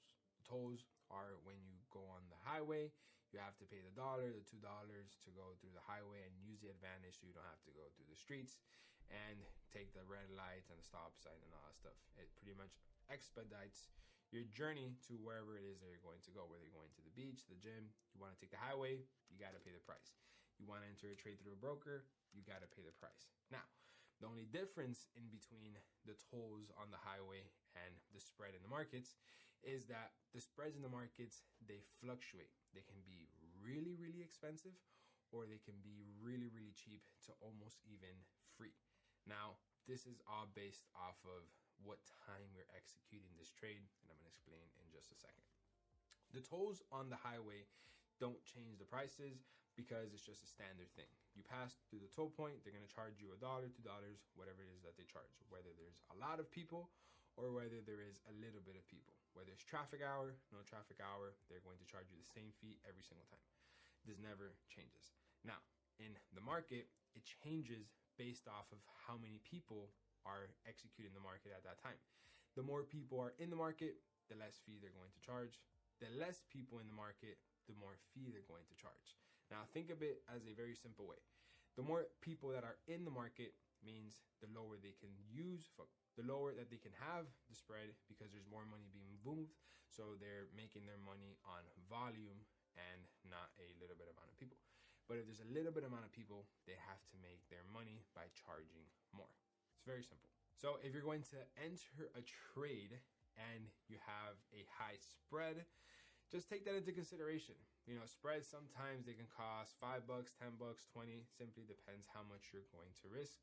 But I'm telling you right now, it is absolutely inevitable. It is the cost of doing business.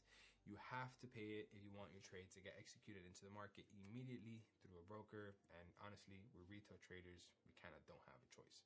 But when you win a trade, it's a very, very small percentage. It's probably 1 to 2% of whatever you're going to actually risk onto your trade.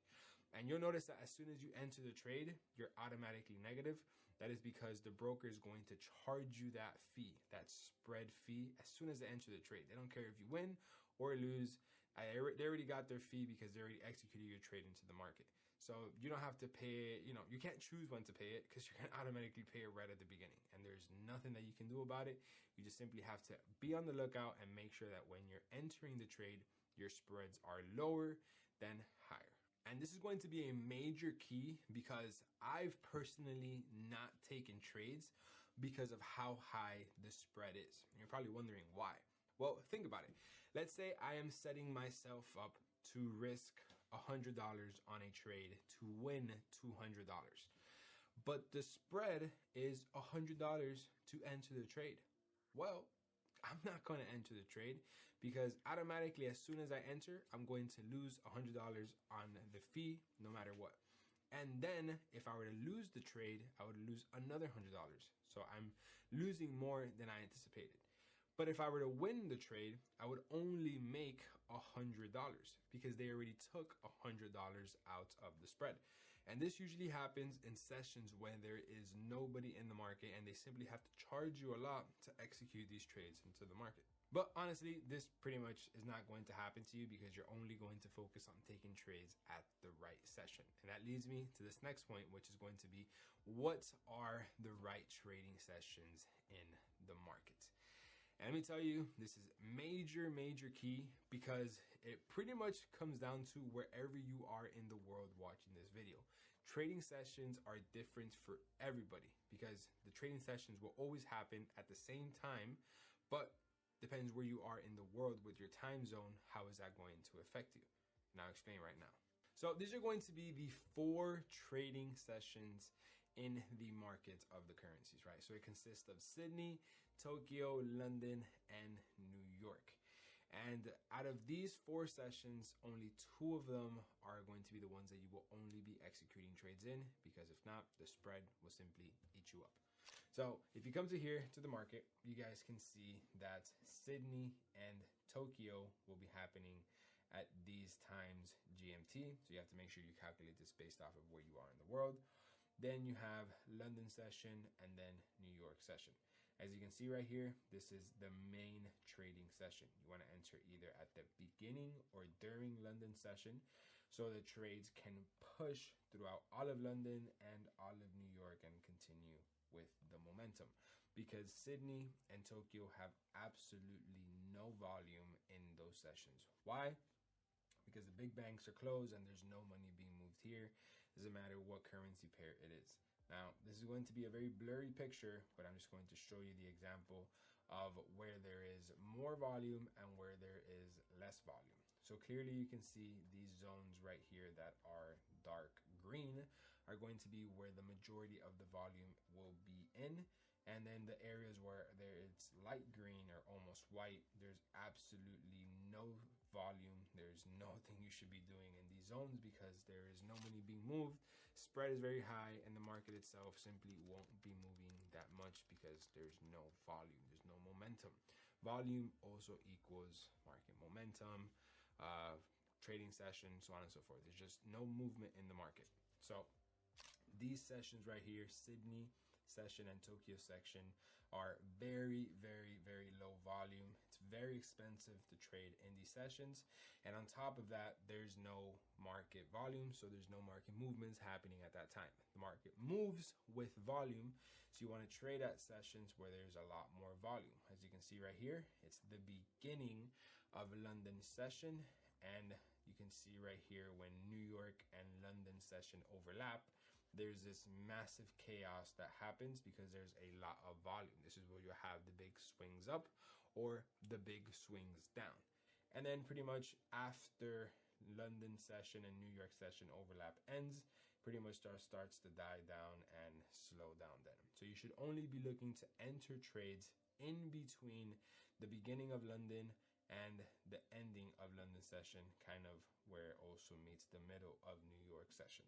If you enter the trade in this session and it has not hit your take profit just yet or your stop loss, you simply set and forget, and you're going to be holding throughout Sydney and Tokyo section into the next London and New York session, which your trade should hit take profit or stop loss. So you guys can see here how if you were to look at it on EST, London session begins at 3 a.m. EST. Let me tell you, it sucks. I hate waking up at 3 in the morning, but it pays. You know, if you're gonna make 100K on a trade, I guarantee you'll wake up at 3 in the morning. So you just have to see where you are in the world to see what time is London session for you. I know traders over in London get very great trading sessions because, you know, they have London session right in the morning and then New York session right in the afternoon. So you're kind of trading throughout your regular 9 to 5 schedule versus over here in Miami time, EST.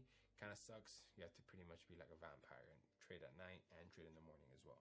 So this all depends where you are in the world, and you only want to focus in trading in London session and in New York session because it's the only session that there is volume.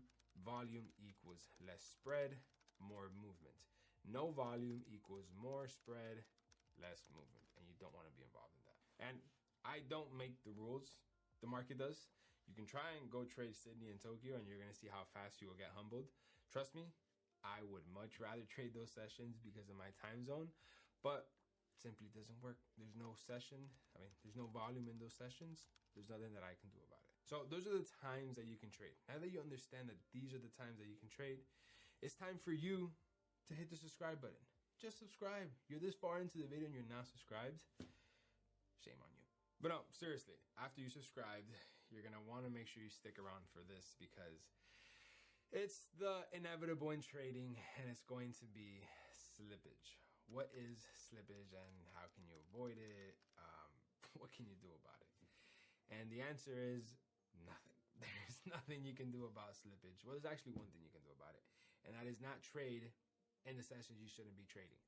Think of slippage like when shit happens in your life. Like, let's say you're simply just walking out of the store with the groceries and the grocery bag breaks.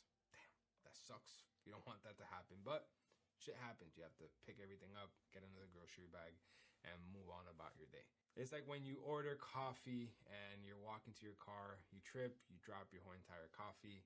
You simply have to get the cup, throw it away, and go get another one. Shit simply happens. It's inevitable. There's nothing you can do about it. You can learn from it and, you know, watch out for wherever you tripped. You can make sure next time you double bag, but shit happens. You're gonna mess up, right? It's part of life. Well, slippage is kind of as the same thing. Sometimes the market doesn't have enough liquidity. Sometimes the volume isn't there. There's not enough movement, and the price can either miss your stop loss, miss your take profit, or you're just going to get charged more. It's called slippage. Now, there are many different ways on how to look at this. You can look at this as the broker's fault. You can look at it as the platform's fault. Or you can just simply realize that you took a trade out of session and you took a trade when you weren't supposed to, and you had a super tight stop loss, and news came out. It's just so many different things can come into it, but it just simply comes down to you just trading at the right session. If you trade outside of the sessions, you will not catch slippage. You want to make sure that you are only trading in the right session. And even as well, sometimes you can put 2 bags and you can sometimes hold the coffee with 2 cups, and you can hold the coffee with 2 hands, but you will still probably trip. The bags will still break. It's just shit that happens. If I were to simply say how many times I get slippage, let's say out of 10 trades, maybe 1, maybe.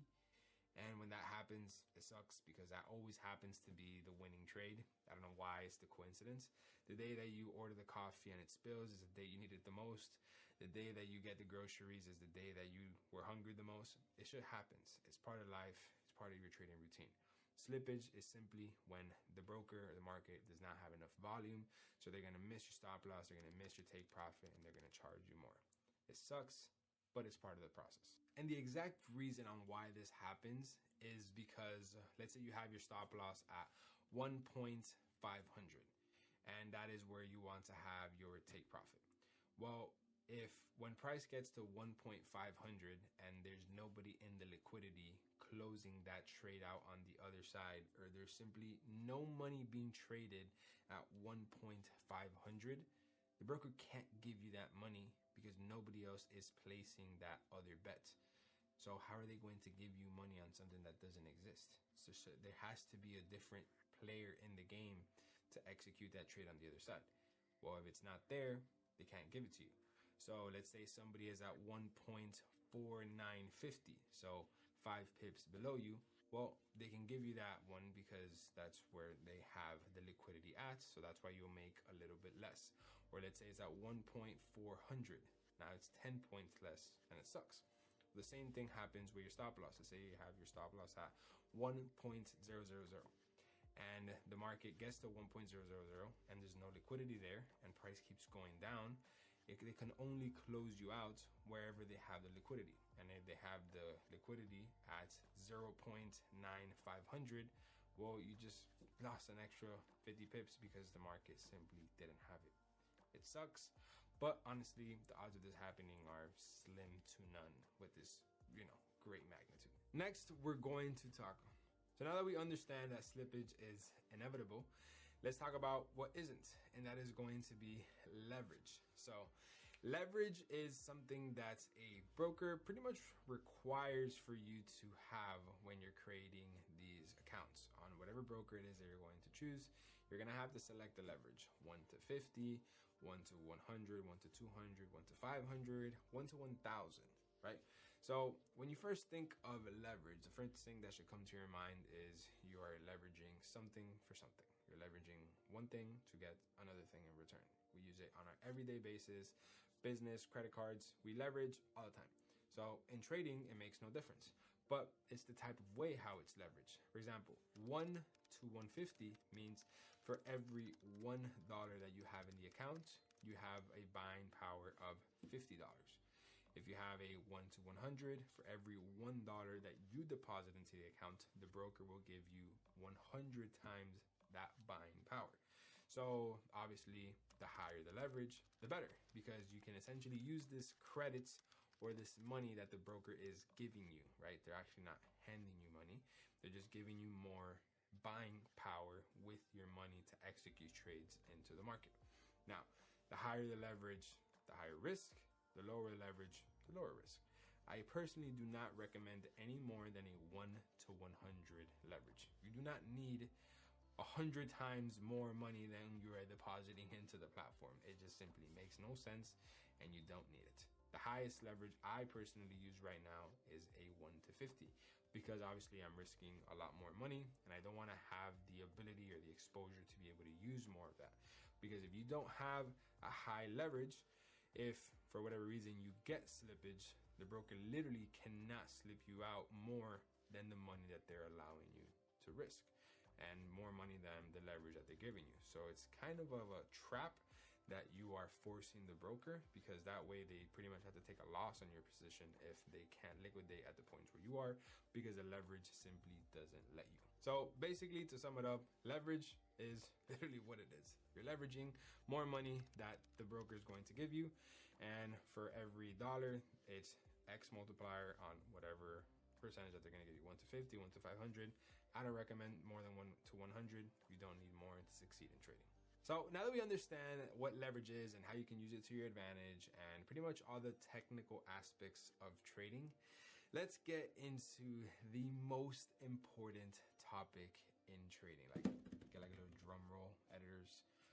This is the most intimidating and the most challenging parts of any trader that comes into the market. That is going to be psychology. So we're going to be now talking about the psychology battle that you will be facing yourself as a trader when you begin this never-ending journey to become a successful trader. And I say never-ending because I am already a successful and profitable trader, and I still battle with psychology. Now, obviously, not to the same degree or the same level as I did 5 years ago, 4 years ago, 3 years ago, but it's a different type of psychology and different types of emotions, but it's still there. It's just at a different level, but all of you guys will get to that level eventually. And every single level that you grow, you leave one behind, but you unlock a new level of emotions, fear, greed, so on and so forth. So let's begin. Now, I want you to keep in mind that this isn't something that I realized was important in trading until about a year into my journey, because the person that you come into trading is not the person that you come out on the other side. You literally come out on the other side as a completely different person. Like, I've seen people that they would, smoke weed, they would party, they would be lazy, watch movies, that they would get their attention grabbed by trading, they'd get started, and a year down the road, they no longer do drugs, they meditate every morning, they read a book. Like, trading will literally turn you into like a completely new person. You're going to visit parts of your emotions, and you're going to learn things about you that no other journey will teach, because everything in trading is determined by you. It is determined by the effort and by the point on point mistakes that you do. If every single point mistake you do, you avoid it, you're going to be the only one that knows, and you're going to be the only one that pays for it. If every single point by point mistake you learn from it and you move on, you are going to be the only one that knows, and you're going to be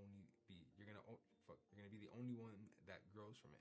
So everything that you do in trading, you will be the only one that knows. You will be the only one that keeps yourself accountable, and you will be the only one that gets the benefit of it and will know if you're actually doing it.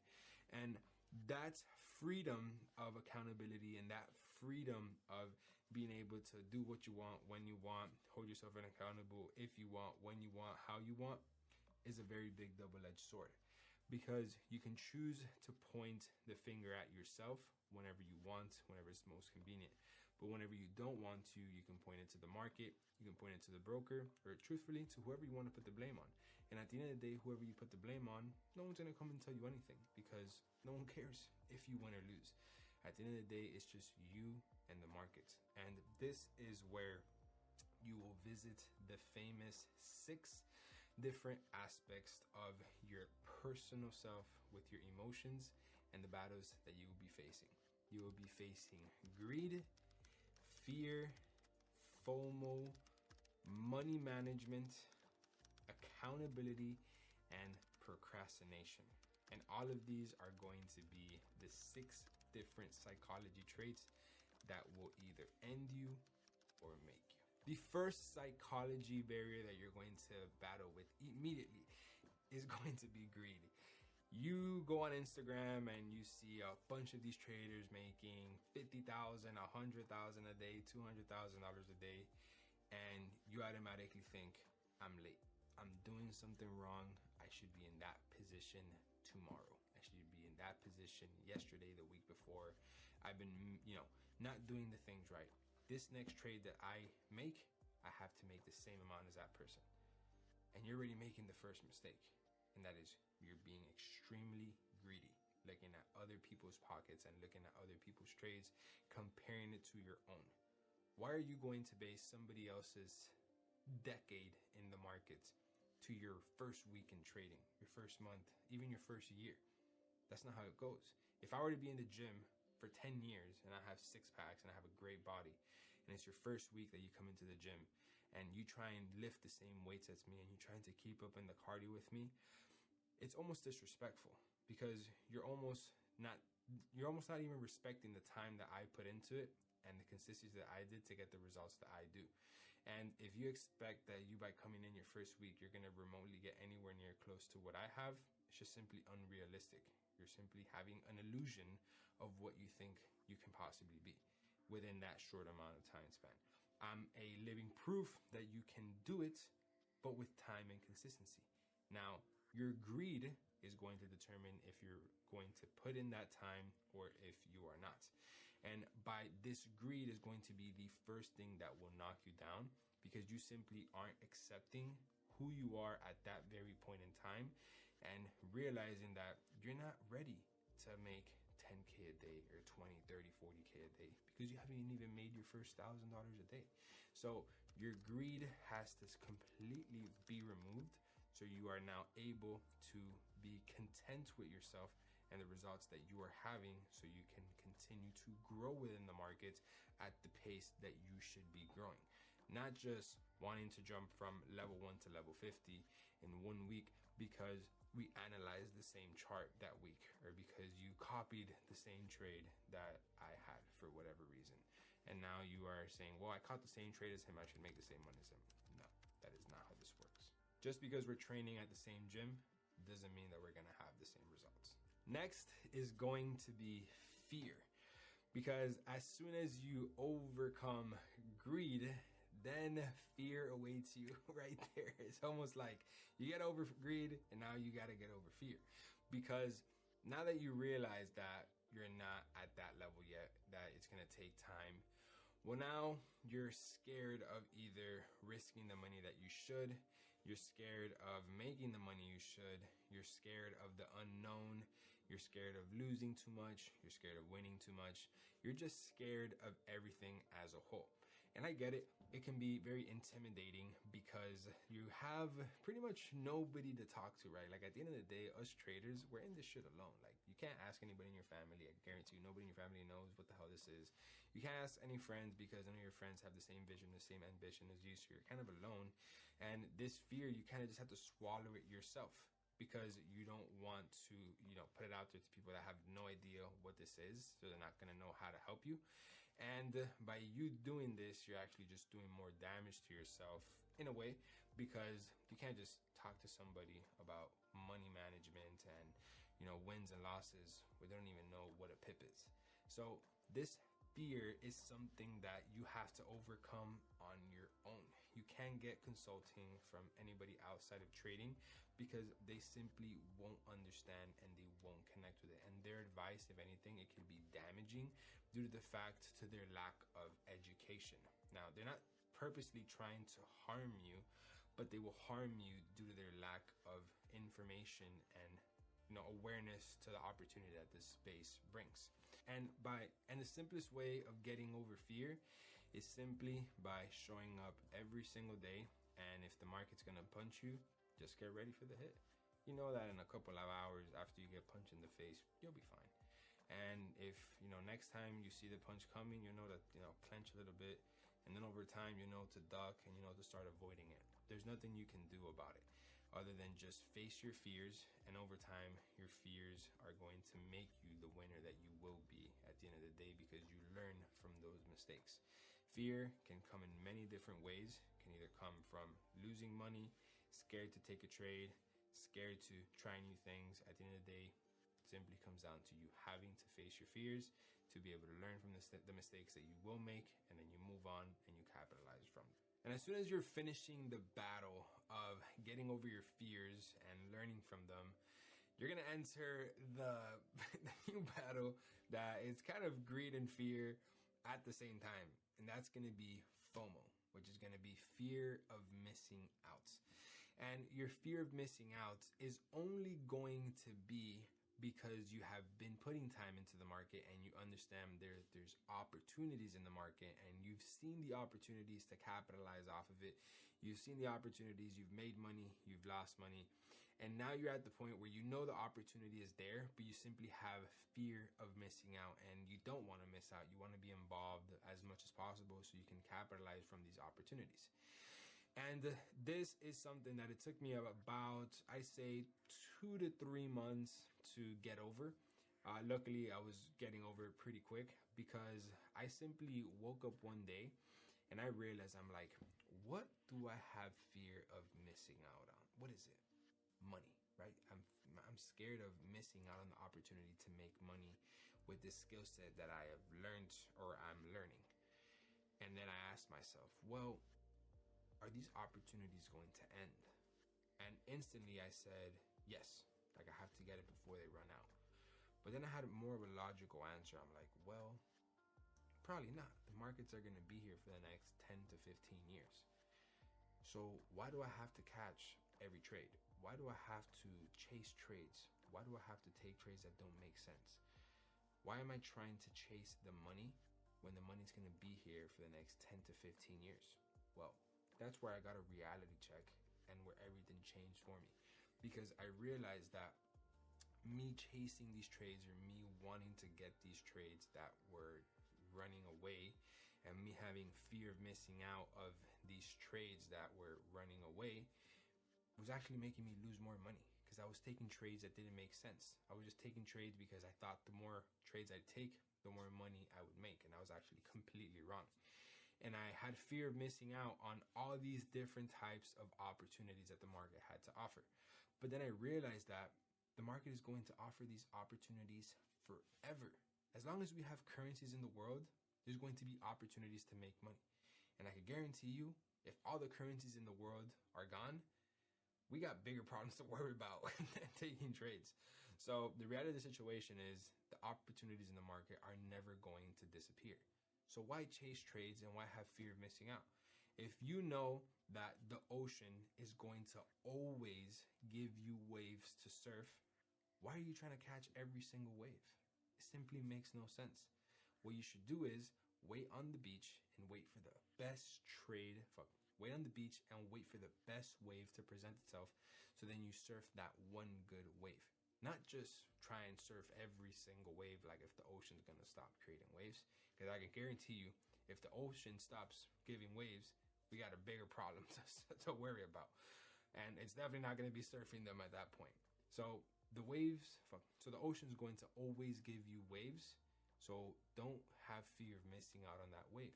Just know if you missed a nice wave, well, the ocean will give you another one next week or the week after that, but it will come. If you miss a great trade in the market, well, don't chase it. You know, the market's going to give you a great trade the week after that, or if not, the other one.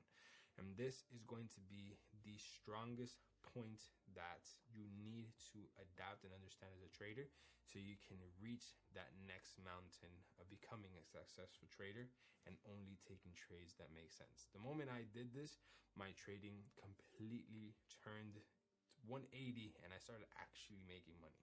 And that leads me to my next topic, which is going to be money management. So if you know that the trades are going to keep coming, and if you know that the waves are going to keep coming, why are you gonna give it your all on every single wave that you take? Kind of makes no sense, right? Because if you kind of give it your all on every single wave, and you know you're taking every wave, you're probably falling on all of them, and they're probably not giving you a good ratio.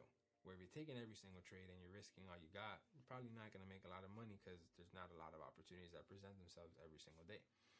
So if you only take the good trades, but then you lower your risk to only taking the right amount on those good trades, that's where you become a profitable trader. And that is going to be the topic of money management. You need to understand that you are in the game of money. You are in the currency markets. You're in the financial markets. You're moving money. If you do not have money management, you will simply not succeed. You need to treat trading like a business. Every single business, they have budgets. So 100% of the income of business gets a certain portion goes to payroll, a certain portion goes into inventory, a certain percentage goes to savings, a certain percentage goes into reserves, and another certain percentage goes back into marketing. And then at the end, the CEOs get paid. But you see how the money is equally distributed around different departments? Well, trading, there's only one department, and it's going to be one trade, risk management, and that's it.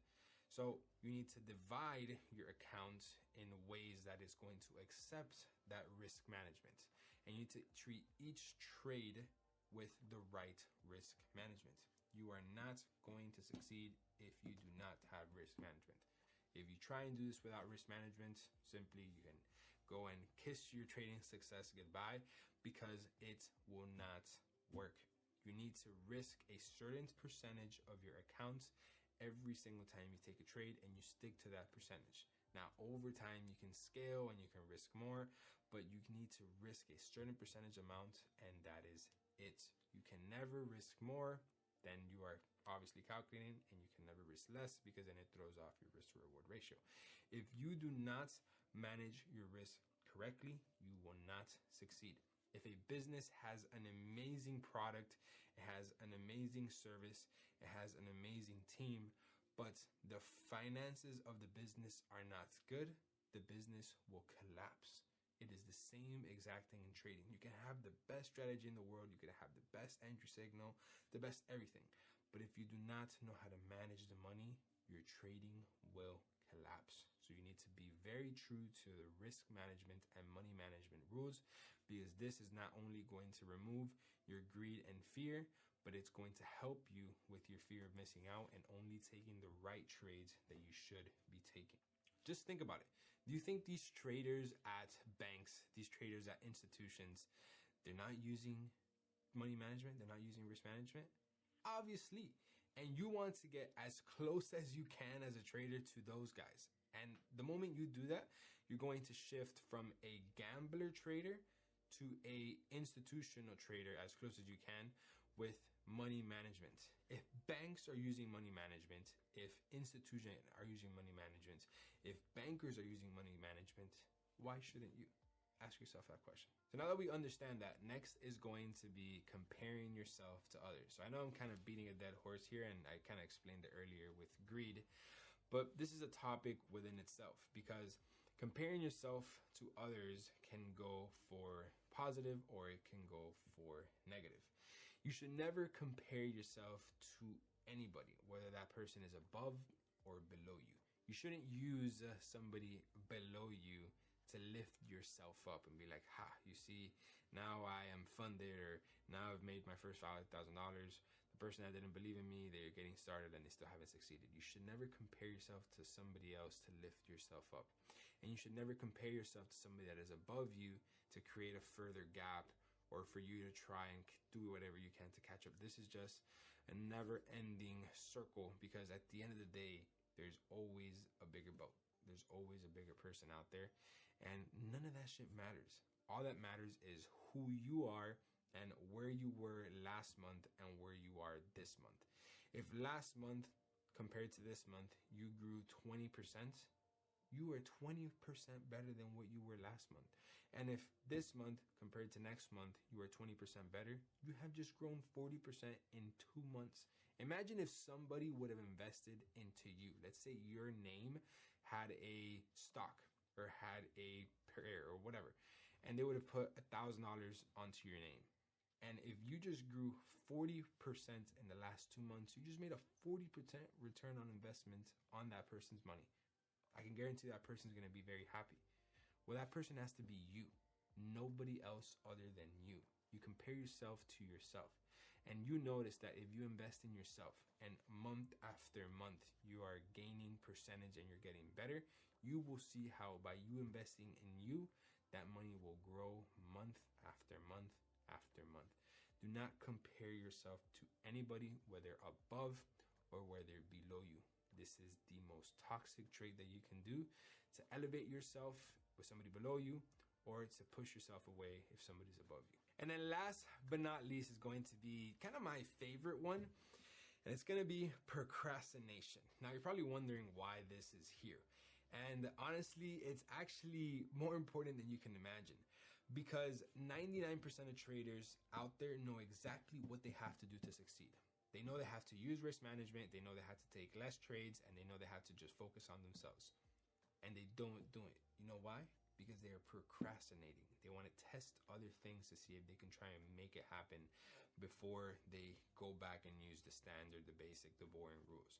They're procrastinating their success because they're not taking action on what they should. And this actually starts off with the beginning of your day. If at the beginning of your day, you don't simply make your bed, you don't clean the dishes, you don't throw away the trash, you leave dirty clothes on the floor. If you leave all of these things procrastinated for when you come back into the house, your mind is clouded indirectly of all these little tasks that you have to do that cloud your mind for what you are actually supposed to be doing. And you are subconsciously making it okay to procrastinate the little things. So when it comes to the big things, you simply don't give it much importance because you think it's okay to procrastinate because you do it in your day-to-day basis with your normal life. So why would it be any different in your trading? Well, it's actually all the difference. You have to treat your day-to-day life exactly how you treat your trading. If you procrastinate in your day-to-day life, you're going to bring that same energy to your trading, and it's going to affect you drastically because everybody knows what they have to do to succeed in order to make money in trading. And you don't do it because you're procrastinating and you want to try out these other fugazi stuff because it's faster or more clickbait and it's not the slow and traditional way. Well, that is your fault because you're procrastinating what you're supposed to be doing to what you want to be doing. And procrastinating starts at the beginning of your day. If you procrastinate throwing away the trash, you're going to procrastinate on using the right risk management. The moment you stop procrastinating and you start doing what you have to do in your day-to-day life, you're going to see how everything takes a turn in your trading, because subconsciously you just know what you have to do, because everything is out there for you to simply follow and succeed with. So now we are on the final stage, ladies and gentlemen. So if you're this far into the video, you are actually committed, because you are literally knowing everything that you need in order to be a successful trader. You understand what platforms to use, what platforms to avoid. You understand different types of trading. You understand the technical analysis and the actual tools that you need to only focus on when analyzing the charts. You understand trading psychology. You understand the entries, take profit, stop loss. And now we are on the last step, and that is doing everything together, where we're going to analyze a trade and actually execute it together on MetaTrader 4, so you guys can see how to actually place the trade, put the lot size, and to see if it hits take profit or if it hits stop loss. So you guys have made it this far. I'm very excited for what I'm about to show you guys. So now the first step to entering your trade is going to be to go to tradingview.com. So first things first is you need to analyze what market are we interested in buying and what market are we interested in selling. So as you guys can see right here, we have Euro GBP, which is the euro versus the Great British Pound. And we have identified that this market is bearish, right? So we're going to keep this very simple, very straight to the point. And you can see that this market structure is heading to the downside. You can see how the market structure was going upwards, and then how the market all of a sudden then had a complete breakout of this. Now the market heading downwards. So this market has shifted from bullish to then bearish. So this is our first indication that we are looking to enter a trade, and that is the trend. You need to make sure that you are trading with the trend. Like, I cannot stress this enough.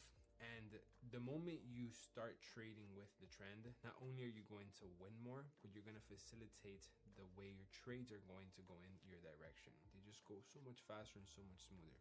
So make sure you trade with the trend. The trend is your friend. I know I've said it 100 times. Write it down on a sticky note. This is extremely important. Next is going to be, you want to have your strong level of support and resistance. So let's determine that we identify this zone right here as a strong level of support and resistance. If we continue to drag it to the left, we can see how this is a very well respected level of support, one above, level of support, one above, level of resistance, one under, level of resistance, one under, level of support, one above. And in this case, we are under.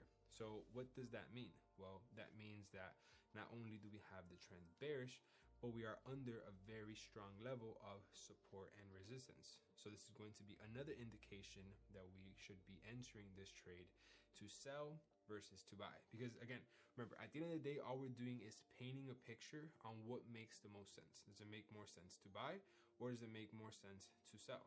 And as of right now, we're already building two reasons why we should be selling versus buying. Next is we want to then go to the lower time frame and look for our entry signal. And as you guys can see, this right here would have been our entry signal at this point right here, which would have been this bearish engulfing candlestick, which it presented it on the 1 hour. And here on the 2 hour, we have a beautiful bearish engulfing candlestick. So we have a beautiful rejection from the level of resistance. The trend is bearish. And we have a bearish engulfing candlestick, which is our entry signal. So this is where we'd be ready to take our trade. But we can't just take the trade. We have to then actually put our risk to reward ratio in order to see if this trade makes any sense. So if this were to be the area of interest, it would be 10 pips, and we want to give it anywhere from 5 to 10 pips breathing room above or under the area of interest. Above the area of interest if we're selling, under the area of interest if we're buying. In this case, we are selling, so we want to put it 5 pips above. So this is where we would add an extra 5 pips, which would be at this point right here, and we would have a total of a 15 pip stop loss. And then our take profit would be at the next structure point. And as you guys can see, this would be the next structure point right around here in this this area. Let's go down to the 4-hour time frame just to make it more clear. And right here would be our take profit. So as you guys can see, this trade would be a low risk to reward trade. Why? Because we do not have a 1 to 2 risk to reward. So now we have to ask ourselves, what should we do? Should we create a longer take profit to around this area so we have a 1 to 2 risk to reward? Or should we minimize our stop loss just a little bit so we have a 1 to 2 risk to reward? Well, there you can determine on what does the trade need less. Does the trade need less of a bigger take profit, or does it need less of a bigger stop loss? You just have to determine what does it need. Me personally, I would always much rather have a bigger stop loss so the trade can have more room to fluctuate. And then you just set and forget. I don't mind getting an extra 5-10 pips to get the total of the 1 to 2 risk to reward.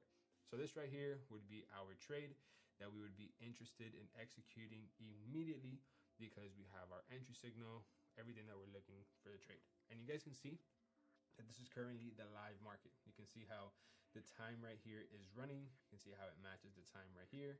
This is the live price on this market. So now we would be ready to take our trade, but we can't take our trade just yet because we have to calculate our risk. Well, that's where we would come over here to my position size calculator, and we would put the pair that we'd be trading. For example, we'd be trading Euro GBP. The currency is USD, and what account size do we have? Well, let's actually create an account right now on MetaTrader as a demo account so we can put all of this foolproof test, and I can also explain to you a little bit more on how MetaTrader works. So I'm gonna actually get onto my phone now and just show you how it's gonna work here. So as soon as you enter MetaTrader and you log in, you'll probably have a demo account or you probably won't have anything, right? So this is what you would be seeing immediately. Let's just create an account right now really fast so I can walk you through all of the settings that the platform has to offer. So you wanna go over here to the bottom right corner, which is going to be the settings. And as soon as you click the settings button, you wanna click the top one where it says trade accounts and then new account. So you wanna click on the new account button. And then here it's going to give you the option to open a demo account or log into an existing account. So right now we're just gonna open a demo account so we can take this trade and I can show you guys how everything works. You wanna click on the MetaQuotes demo server, which is the first one that pops up right there. Next is going to be the information that you're going to fill out. So I just put this random number, 305-552-2525. I'm sorry if that's a real number, because about like 1 million people are gonna see this right now, so I'm sorry. Just make up a random email, and then you click your Forex account. It's going to be USD. Your leverage is going to be 1 to 100, and then you can deposit into your account whatever you want, whether you want 5,000, 10,000. We can just do a simple $5,000 into this account, and then you simply just click register. As soon as you register, this is going to be the login to the actual account, and then you would click done. As soon as you click done, you will notice how now all of these different currency pairs will load up. And then when you click the middle button, which is going to be the trade area, where you're going to see the trades live, you can see how you have your $5,000 deposited into your account. And if you click the bottom right button, which is going to be the settings, you can see how this is your demo account that you have just opened and created. So let me just walk you through this whole entire platform. So I'm going to explain to you the things that I use and the things that I don't use, and the only things you will be needing to focus, right?